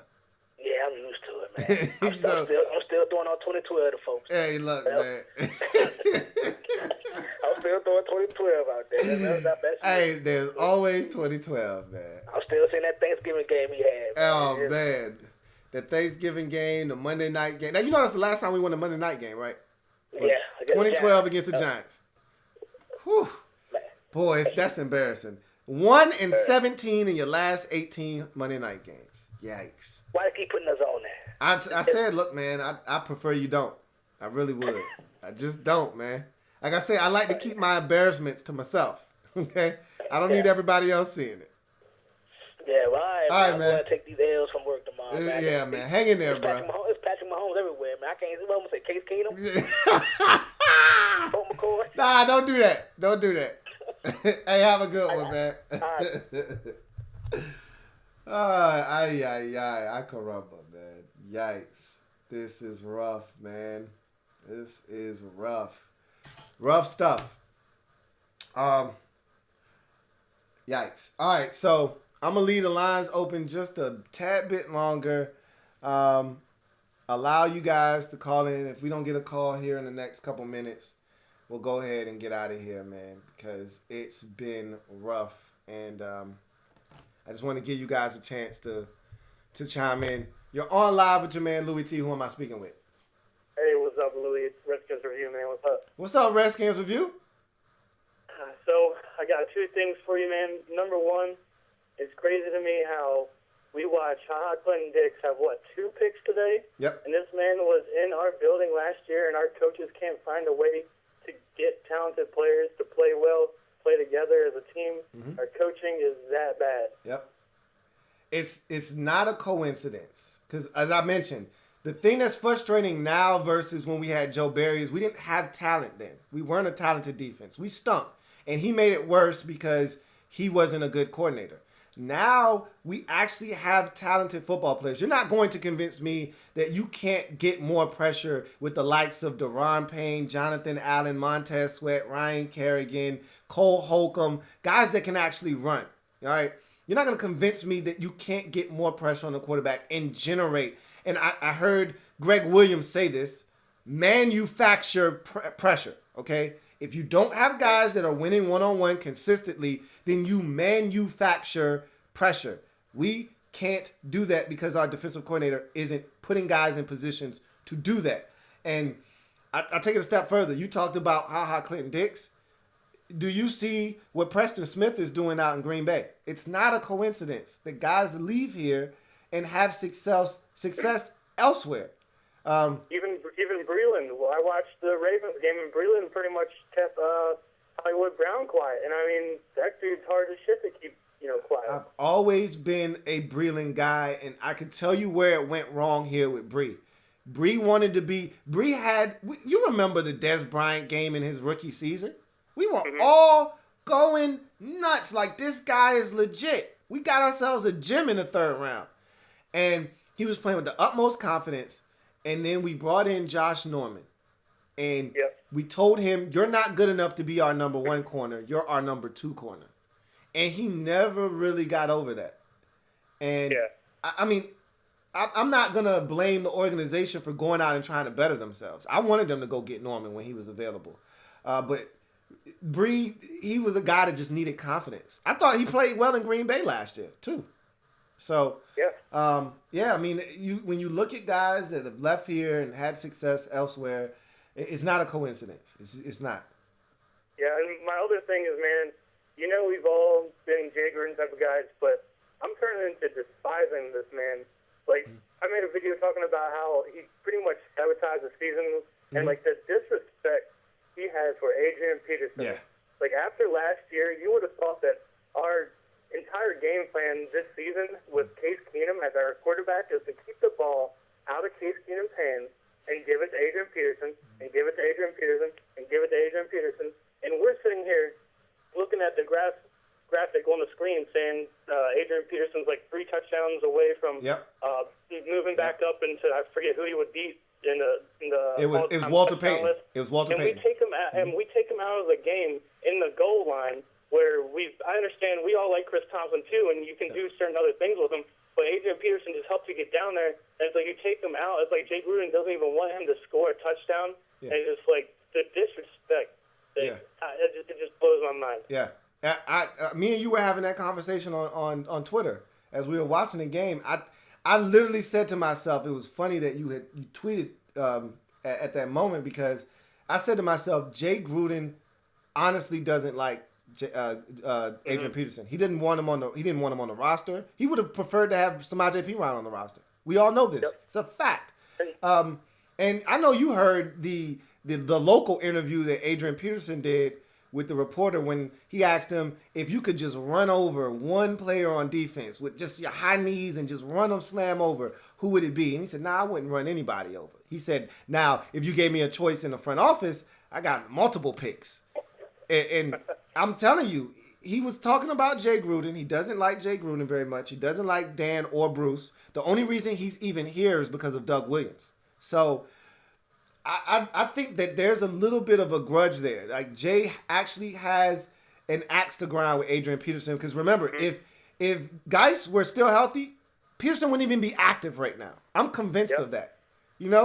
So I was so disappointed when he took him out. And to run Chris Thompson up the middle, like, are you serious right now? And that's what it goes just back to my first point too about how Jay Gruden and the coaches don't know how to. I understand Jay Gruden wants to be a pass happy offense. Like, I know what he wants to do, but a good coach would figure out how to utilize the players you have right now. And I would be running. He made a joke about, if we're going to use a high formation, we're going to run the ball. I'll call in Adrian Peterson. Yeah, well, I better see Ryan Anderson's ass out there doing the only thing he can do, which is be a fullback and be back there to help Adrian Peterson run the damn ball 30 times a game. And Adrian Peterson needs multiple carries. He did pretty well in this game, but the thing is, he's the type of guy who needs multiple carries to get rolling. And it's like we were down 14 points, and we come out and we just throw the ball. It's like, we're only down by 14. Run the ball. We have Adrian Peterson. Why are you going to give the ball to Case Keenum? And why are you going to give the ball to why are we going to throw the ball on 3rd and 1 and 4th and 1? Give the ball to Adrian Peterson, man. I'm just over it, dude. But that's all I got for you, man. Hey, man, I appreciate you, Redskins Review, man, and keep churning out that content, man. Thank you, man. No doubt. And I had said it earlier in the show. Adrian was actually running well tonight. The run game actually was working a little bit, and I talked about that on my preview for this game, that I actually thought the Broncos had a little bit of success running against this team. I said, I think we can run the ball a little bit this week. You got to choose your spots, but I thought we had some success early. And as Redskins Review said, we were down 14-0, And Jay just thought it was okay to just turn the reins over to Case Keenum, which is part of the reason we were down 14-0 in the first place because he threw a damn pick six. And he ended up getting hit, ball knocked out of his hand, fumbling, and allowing the Bears to end up turning this into a 21-0 game. At that point, you just got to understand what the situation is. It's really unfortunate. Got another call, though. I'm going to take it. You're on live with your man, Louie T. Who am I speaking with? Yo, this is D from Georgia, man. Redskins fan from life, man. What's going on? Hello? Hello? What's going on, man? Yeah. All right. Can you hear me? Yeah. Go ahead. Oh, okay. Yeah. I'm pretty much echoing pretty much what everybody else was saying, man. I think we got talent. It's just the coaching, man. It's like you're playing deep on third down. Mm-hmm. You know Trubisky can't throw any deep balls, so you're playing off him. It's like do more blitzes, guard the shallow routes. It's like that was open all night. Every time I see them go into zone, I'm like, oh God, they're gonna throw it to wide open space. Right. That's I mean, our concept of zone coverage and how it's supposed to be played, it's warped. I think these guys play zone coverage like they're playing a video game. And, you know, on Madden, guys run to a certain spot and they just stand there. And that's not how zone coverage is supposed to be played. You are supposed to zone match. When a guy runs into your area, you run with him until he's no longer in your area.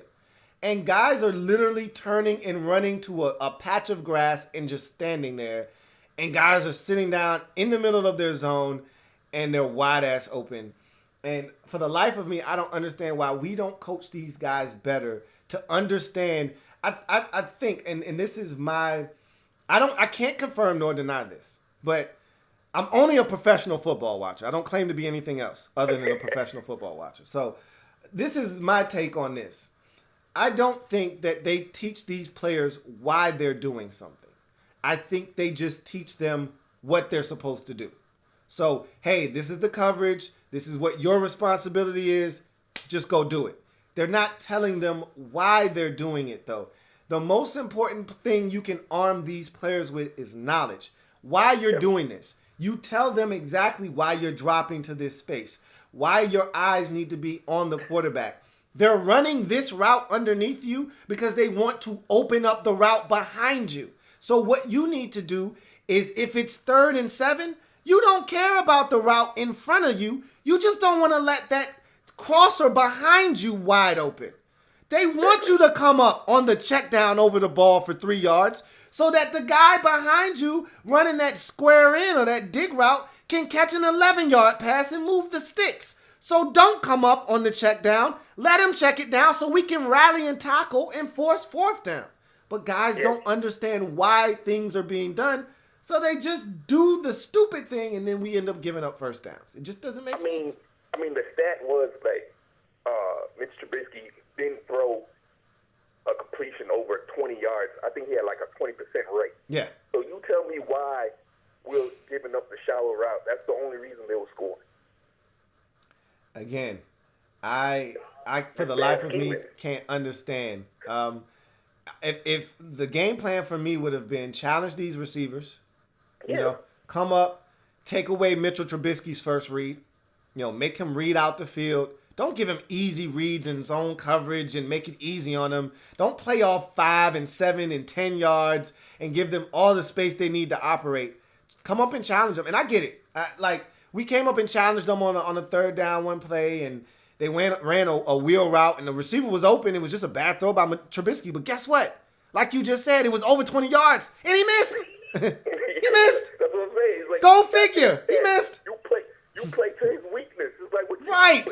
Exactly, but we're not smart enough to understand that concept. That's the problem. That's coaching.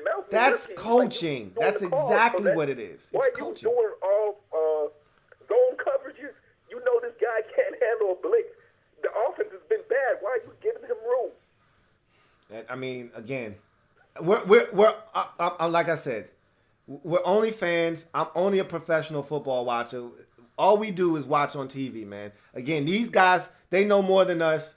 So, it is what it is. We're just on the outside looking in, but it seems like they would have a better grasp of what's going on. The numbers are all there for you. The film is all there for you. So you would think they would do a better job of coming up with a scheme that is a little bit more rock solid to make Mitchell Trubisky continue to struggle. And unfortunately, what do you think about getting Jim Harbaugh, man? I mean, I would love it, but this is the thing. I mean, 'cause Michigan doing bad, man. So I don't think he's gonna last up there. This is the thing with Harbaugh. He wears on people, and I'm gonna tell you right now, Jim Harbaugh wouldn't be able to coach for this organization because he's not going for Dan Snyder and Bruce Allen's shenanigans. He's not. Yeah. That's why he didn't last in San Francisco. He got into it with Jed York. He's like, look, man, you ain't gonna tell me what I'm gonna do with my goddamn team. Hey, you gonna let me coach this thing, or I'm gonna get the hell out of here. I mean, you was the only one that made Colin Kaepernick good, so I mean, it'd be a good time to get him in for Dwayne Haskins. Yeah, I can't see him wanting to go through what he went through in San Francisco, and again, we'll see.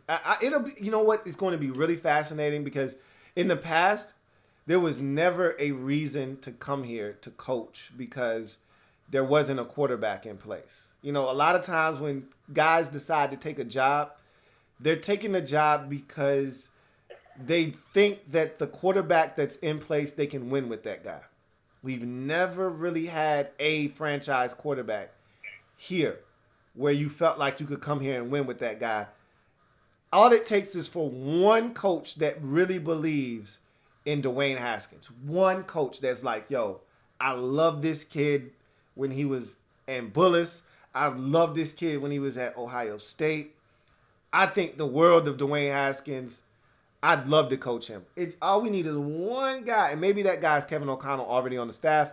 But if there's somebody else out there that they believe in, that wants this job and believes in Dwayne Haskins, that's all we need.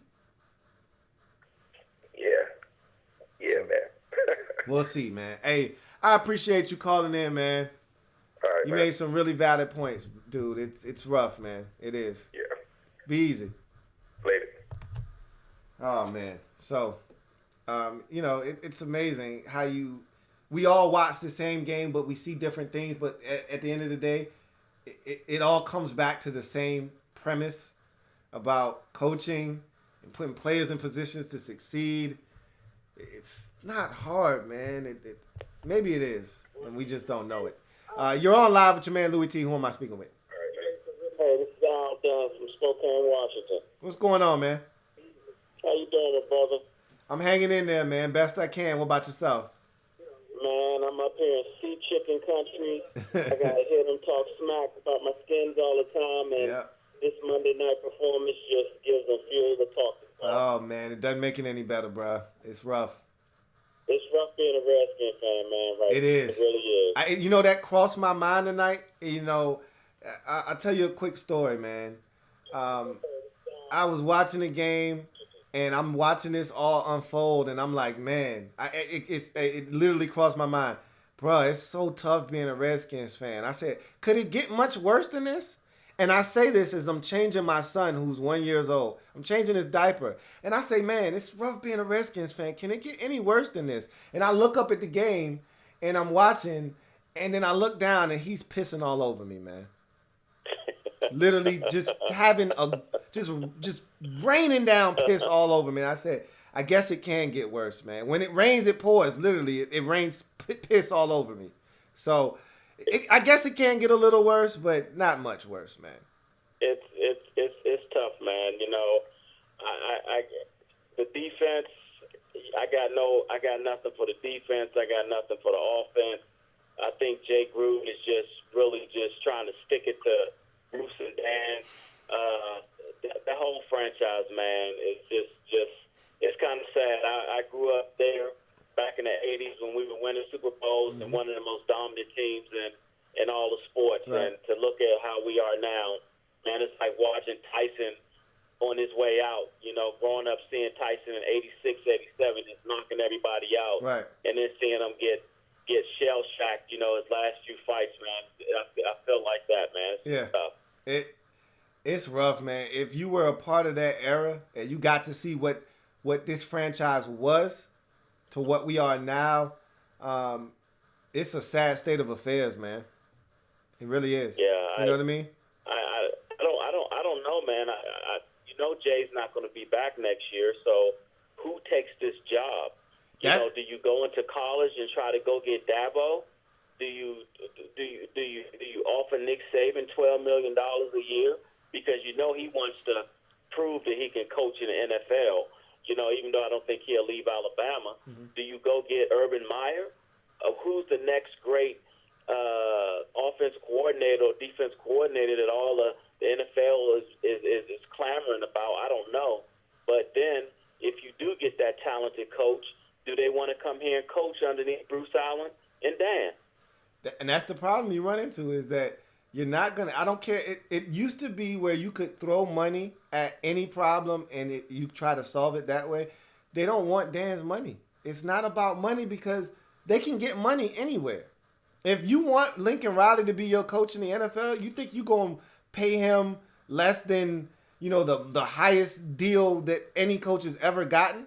Like, he's going to get that wherever he goes. So if you're telling me I got 5 options and I'm going to get paid comparable money at every single one of these places, yeah, you might pay me a little bit more, but I'd much rather go here for $2 million more or less a year, but have my sanctity and know that I got an organization that's about winning. And so I don't think you're going to get a Lincoln Riley. I don't think you're going to get a Dabo Sweeney. I don't want Urban Meyer myself because Herb can't even handle the stress of college football. This is the pros. And Herb, every snap, Herb looks like he's about to have a brain aneurysm. I'm scared for him on the sidelines my damn self. So I don't want any part of Urban Meyer, but I would definitely like to take a stab at Dabo Sweeney or Lincoln Riley. But again, those guys are going to have massive offers elsewhere. Why would they want to come here? That's the thing. Is that if I'm them, if you tell me I got a choice between staying at Clemson or coming to Washington, I'll just stay at Clemson. Yeah.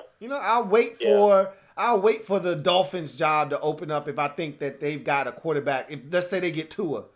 If I'm Nick Saban, they'll never hire Nick Saban again in Miami. But let's just say if I'm Dabo Sweeney or I'm Lincoln Riley, and I'm like, let's say Lincoln Riley, he's like, I'll just wait till the Arizona job opens up and I'll get Kyler Murray again. Like, I'm not going to go to Washington. I don't have to. I got a great job here. I'm not leaving a great job unless I get another job that I view and deem to be great. You know what I'm saying? Yeah. So, yeah. And like you were saying earlier, Jay is one of those guys I love to go hang out to a barbecue and have a beer with. Yeah, absolutely. But, man, great coaches change their offense to fit their players. Mm-hmm. We got to put the I formation in or do whatever to get AP going and run our offense like that. We're handicapped. We have to do it like that for him to continue to run the same offense. And I think people forget when the offense was really producing, Sean McVay was calling the plays. Since Jay's been calling the plays his first year and the last 2 years, our offense has been mediocre. So I think the guy that really was making that offense go is in L.A. doing great things. So, hey, Louie, got a great show, man. Love listening to you, man. And keep up the good work, my brother. Hey, man, appreciate you. Thanks a lot. It's amazing because Sean McVay, people don't really realize the impact that Sean McVay had, not just on the coaching staff, but in the locker room too, man. He was well loved, liked. That was Kirk Cousins' guy. If McVay was still here, Kirk Cousins would still be here. Like, in the way the offense ran when Sean was here, it just made more sense. There were still a lot of Redskins fans out there that complained about not running the ball enough, but we ran the quick game as good as anybody in the league, and so like I said, it's frustrating because who are you going to get to come here? You're on live with your man Louie T. Who am I speaking with? Hey, what's going on, Louie? It's JP again. What's I up, figured JP? I'd call in a second time. Yep. What's going on, JP? So, after processing the game, kind of figuring out, where does this team go from here the rest of the season is the number one question I have. I mean, obviously Jay Gruden, if he doesn't get fired in the next several weeks, and I know you said to us multiple times tonight that he's not getting fired until this team starts to get really, really bad to the point where they just completely quit on Jay. He loses the locker room. I think he may have lost the locker room after tonight's game. I just don't, even though we as fans, we're not in that locker room. We're not reporters that get to talk to the players or anything like that. You could see, I saw a couple of shots on the sidelines. You could see everybody on that sideline has completely given up on Jay Gruden. I mean, and I do have to say this. I would love to get one of the last caller that you had talked about, do we go to the college ranks, try to get one of these college guys, maybe try to convince Urban Meyer to come out of retirement, or Dabo Swinney from Clemson, or Nick Saban, or Lincoln Riley, or one of these guys. Here's my thing. I want one of these college coaches, but at the same time, I want a guy who actually. I'm not hiring a coach until I know that he believes in our rookie. I'm not going to hire a coach that's not going to believe in Dwayne Haskins, because when he comes in, he's going to want to get his own guy. So that's just my thought. That's one of the things I wanted to say tonight.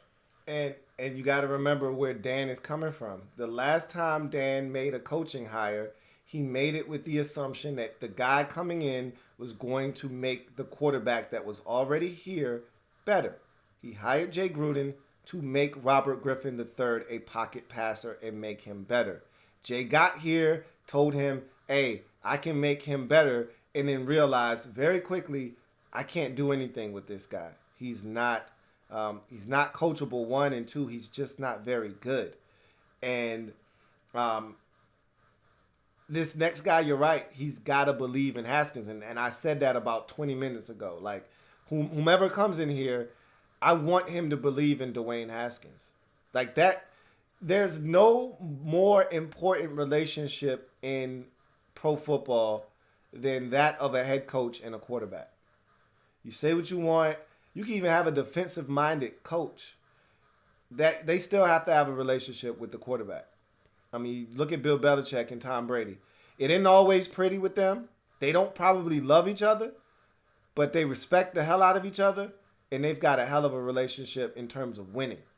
And Drew Brees and Sean Payton, the list goes on and on. When you look at the annals of NFL history and the successful quarterbacks and coaches, they've got to be joined at the hip.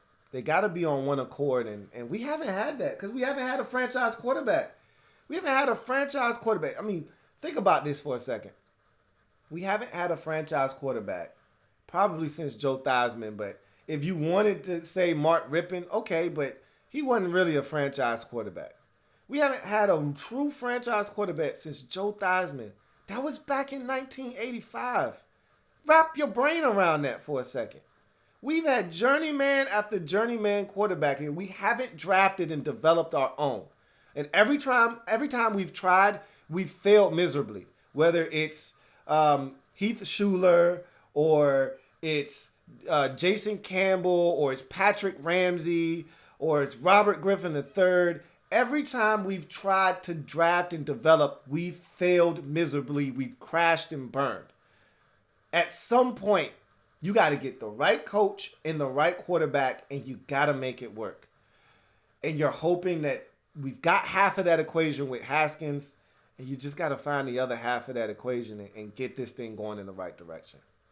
Yeah, absolutely. And you were right. You said not every quarterback or head coach relationship, it's not always pretty, like you said, but you see the magic that every fan could see the magic that Tom Brady and Bill Belichick have made for over 2 decades. Mm-hmm. Going on, the relationship between Sean Payton and Drew Brees, and it goes in. It's not just football, Luke. It's other sports. Great coaches always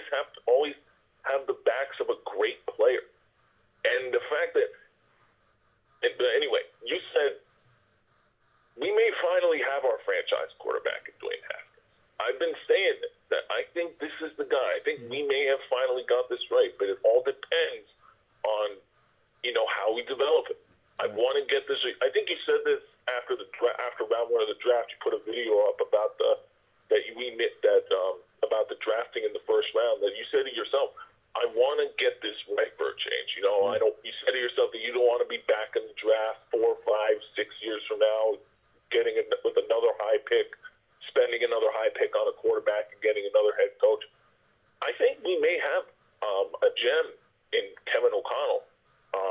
I talked to a Skins fan the other day about Kevin O'Connell. He said he listened to one of his interviews after practice. He told me he seems smart. He seems like a very, very smart guy, young, up-and-coming guy. And we don't know. And the thing is, he doesn't have head coaching experience, but he seems to have a lot. He seems to have a lot of respect from the fans. You could see it, especially around the organization. And I've heard, and people spoke very highly of Kevin O'Connell. But the question is, when do we take the bubble wrap off the rookie and our head coaching training and get this era started early and get this era started? That's the big thing. I was always against it. I know you were ready for it day one. You wanted Haskins right out the gate. I was against it because he didn't give us the best chance to win at that time. Now that doesn't matter anymore. We're not good. We're 0-3. Season's going in the wrong direction. Now to me is as good a time as any. But again, I'm not stupid. I understand how this game works. And I understand that Jay Gruden was never a Haskins guy. So he's not going to go out of his way to play Dwayne Haskins and to get him up to speed and get him in the game. And you're not telling me that you can't get him ready, because I saw Jay Gruden put together a game plan that got I forgot the quarterback's name last year that came in at the end, and we almost beat Jacksonville. Or we beat Jacksonville. Josh Johnson. There you go. I saw Jay Gruden get him up to speed in 5 days and got a game plan together that gave him a chance against Jacksonville. We won that game, and then almost beat Tennessee the following week to keep us in the playoff hunt. So don't tell me you can't get him up to speed. Yeah. And you can't cut the playbook in half or give him a select few plays that he's comfortable with and get him in there and give him an opportunity to succeed. I think that's hogwash. I don't think they want to do that. And that's fine. It's whatever. Yeah. But, like you said, that I've been telling people, I'm on a couple of Redskins Facebook groups with the fans, like we engage conversations, stuff like that. I've been telling people all off season, Jay Gruden did not even want Dwayne Haskins. He doesn't even want to say his name. He hates him that much. Yeah. That's just my opinion. He said it. He said it at the combine in Indianapolis. I don't want Dwayne Haskins. I'd much rather have either Drew Lock or Daniel Jones. Yeah. And we were not in a position to get either one of those guys because you knew that they were going to be taken high. And I had no idea. I didn't even think that Drew Lock was going to fall that far the way he did into the second round. But anyway, Gruden did not want Dwayne Haskins. And I think I think that may be. And Jay Gruden's already on borrowed time. I think you and I both agree that this is it for Jay Gruden, and he may never get a head coaching job in the NFL again after this. He's a coordinator at best. I've been telling people this. But I want Haskins to play. But I don't want him playing a snap under Jay Gruden because I'm afraid that he will ruin him when he gets on the field. So that's why I'm hesitant to play Dwayne Haskins only until the coaching changes ways, which I still think is going to happen at some point. Hey, you keep wishing over there, man. You're a wishful thinking guy, because I again, unless this thing, in order for the type of change you're looking for to take place, to happen, you're going to need this thing to absolutely bottom out. I'm talking next week at the Giants. You got to take a 35 to 13 walloping in which Daniel Jones looks like the second coming of Joe Montana. The following week, you're going to get your brains bashed in by the Patriots. So now you're at as low as you could probably go. And just when you think you can't get any lower, the following week you go to Miami and you lose that game 16-13. Then Jay would get fired. That's how you get him fired. Absolutely. Let me tell you something. We lose to the Dolphins, we're gonna probably be made. We're being made fun of right now. If we lose to the Dolphins, that will not compare to the BS we're about to get. We would get if we ever lost to the Dolphins. That's just my opinion. But I do agree with you. I mean, this thing has to go to like 0-5, 0-6. That in order for this head coaching change to happen. If we lose to the Dolphins, I think Jay's gone. I think I've been telling people that I think Week 5 is against the Patriots is Jay Gruden's last game as Redskins head coach. I'm starting to back off of that a little bit. We lose to the Dolphins, and I think Jay Gruden's going to be back at his bags. And I think we might end up making the defensive coordinator change probably at the end of the season. And in my opinion, if we go to 3-13, I think Bruce Allen is gone. And I know so. Anyway, hey, I gotta go, man. Yeah. Just appreciate you having me. I got a call coming in. Yeah, man. Thank you. I don't see any way in which there are changes, sweeping changes made during the season. I know some Redskins fans want that. That hasn't been Dan Snyder's MO since he's been the owner of the Redskins. He's only fired one coach in season, and that's when he first got here back in 2000 when he fired Norv Turner. He just doesn't do it. You know, he had every opportunity to fire Jim Zorn, wanted Zorn to quit, tried to make him quit, did everything in his power to make Zorn quit, to make the situation at the park for him to come to work every day untenable. And Zorn was like, bro, I'm collecting this check. You're not going to get me to quit. You could pay me, though, and fire me if you like, but I'm not quitting. Dan's never been one to waste money. All right, you can say whatever you want about Dan. Dan's never been one to waste money. He's not a fan of paying coaches to not coach. So, for those of you thinking he's going to fire Jay Gruden, he could have fired Mike Shanahan. He wanted to fire Mike Shanahan. He didn't. You know why? He's not going to pay a guy not to coach in season. Now, if changes need to be made after the season, Dan's all about it. But he's not going to fire a guy in season because it just really doesn't make a difference. You're not really going to gain anything by getting rid of a guy in season. So, I don't see him doing it. He's had ample opportunities to fire guys in season, and he's never done it except for when he first got here and was young and dumb as an NFL owner. He's still dumb, but he's no longer young. And I just don't see him doing that anymore. So I don't think Jay's getting fired unless, and again, I keep throwing out this caveat, unless the bottom absolutely falls out of this season. And we're not that far away. We're not that far away from that potentially happening. But in any event, I don't see any more calls, and I don't see any more comments really to read. So we're going to go ahead and end this stream. This has been really therapeutic. I enjoyed this thoroughly. I knew this was going to be a very interesting Monday Night Football overtime, especially with the Skins playing, and I had a blast, and I'm glad I did this. I feel good, better than when I came on. I've always told you guys that this is therapeutic for me, especially when I'm talking to fellow Skins fans, because it's always good to know you're not alone, and it's always good to hear other people echoing the things that you've been saying, so you know that you're not crazy. Because when you watch this team, sometimes you think you're crazy when you're watching the same thing over and over again, and sometimes you just need confirmation that you aren't crazy and that they're crazy. And so tonight was another one of those times where I got that reassurance. We're going to take this final call to get out of here. You're on live with your man, Louie T. Who am I speaking with? Hello? Hello? You're on live. Is this still live? Yes. Wait, okay, bet. I thought you were going to get off. I'm about to. You the last call of the night. Bet. So what can we talk about? Huh? What can we talk about? Like specifically? This is your show, man. You called in. You tell me. So you were talking about not firing Gruden or something, right? They're not going to. I don't think so. Not in season. Sorry, what'd you say? I said I don't think they're going to do it in season. Yeah. So if we don't do it in season and we do it at the end of the season, what do you think our record's going to look like?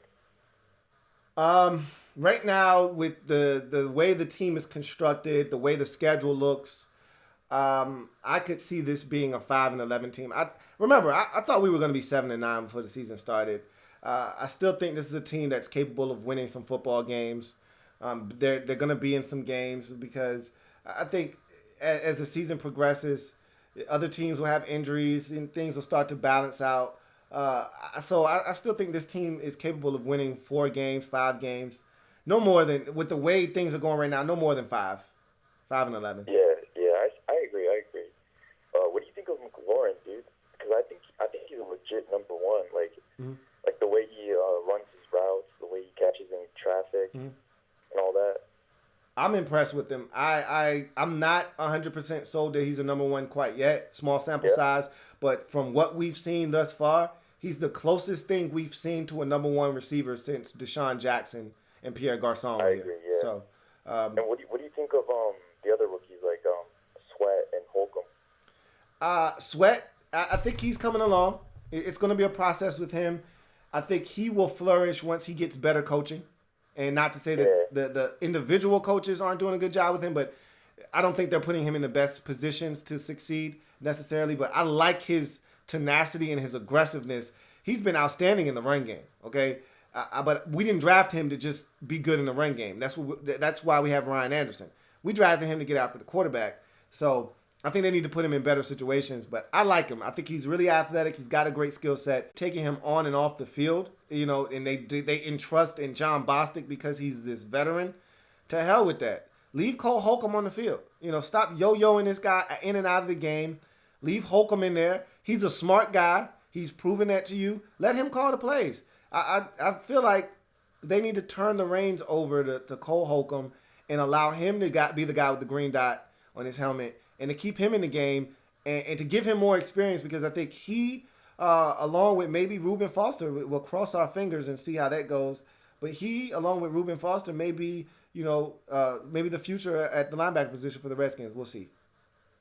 Wait, so I know I don't like John Bostic that much, but what happened to Sean Dion Hamilton? That's a great question.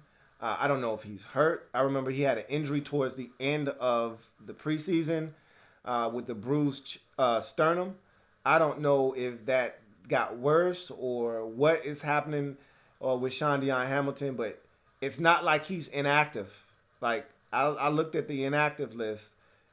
He wasn't on it, and he's not on IR, so he's on the roster. I don't know why this man isn't on the field.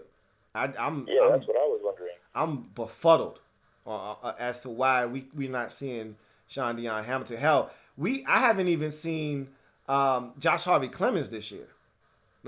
It's amazing that guys that we thought were trending in the right direction can't even get on the football field right now. So they have this.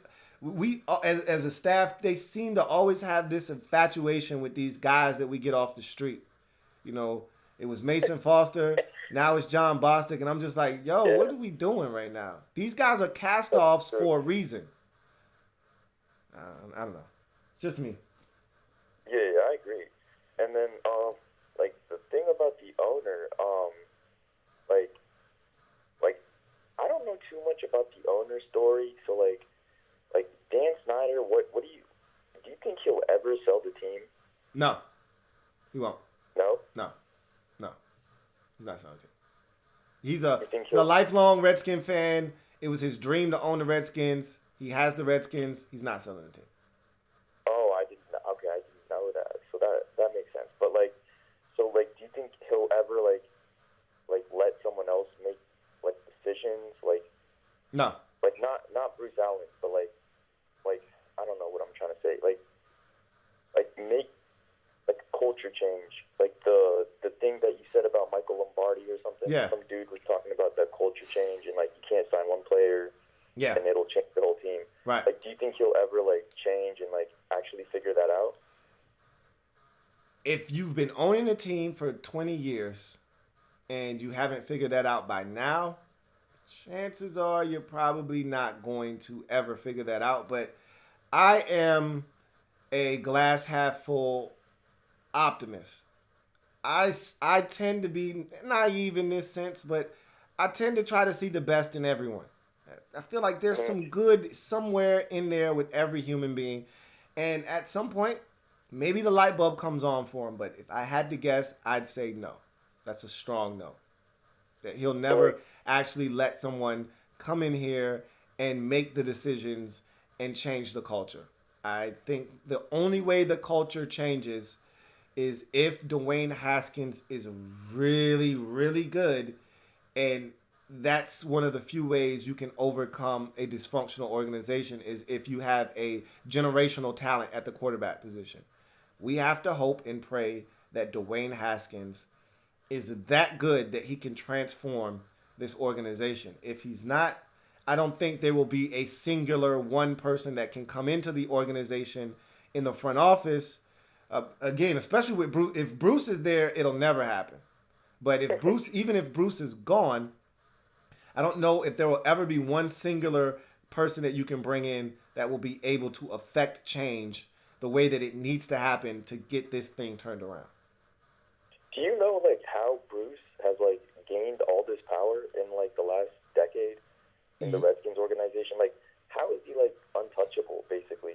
He has done a great job of really getting, first of all, so you said you didn't know Daniel Snyder. In order to understand the dynamic and the relationship that Snyder and Bruce Allen have, you have to understand who Daniel Snyder is as a person. He is a introvert, very, very, very big introvert. He doesn't like talking in public settings. He would prefer to not be out in the public eye if he didn't have to be. And in the NFL, you don't have a choice. You have to be present. And so what Bruce has done effectively is he's taken that off of Daniel Snyder's plate. When they go to these league meetings, when they go to places where they have to speak, when they have to have a face of the franchise, that no longer has to be Dan. It is now Bruce.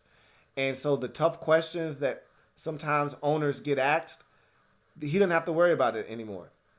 It's Bruce's show, essentially. So he's effectively become Daniel Snyder's mouthpiece. Daniel Snyder does not trust a lot of people.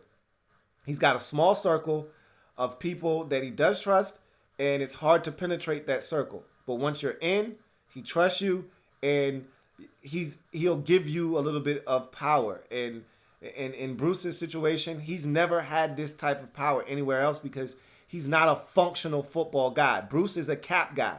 He should not be anywhere, as you heard Michael Lombardi say, he shouldn't be anywhere near your roster. But unfortunately, Dan is in control, and Dan is allowing Bruce to have the autonomy over the roster, over the finances, over public relations. That's why they fired the guy that we had here last year. I forgot his name, but Bruce has pretty much full autonomy to do whatever he wants with this organization.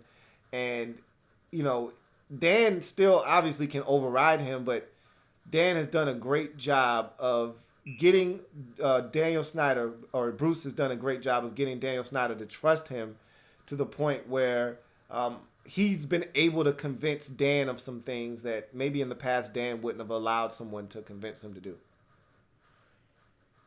All right. Can I ask you one more question? Sure. Hello? Sure. Yeah, go ahead. Oh, okay.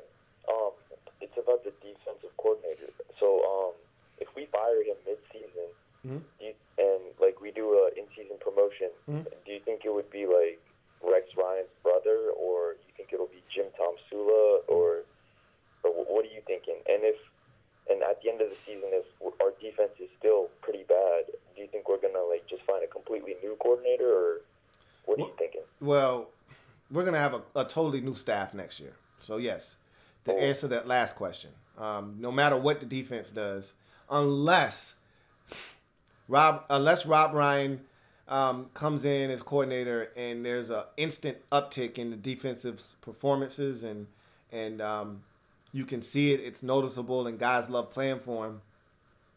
I don't anticipate whomever gets the job to be here next year, unless they promote Kevin O'Connell to head coach, and he's confident that one of these guys on the staff should be the defensive coordinator.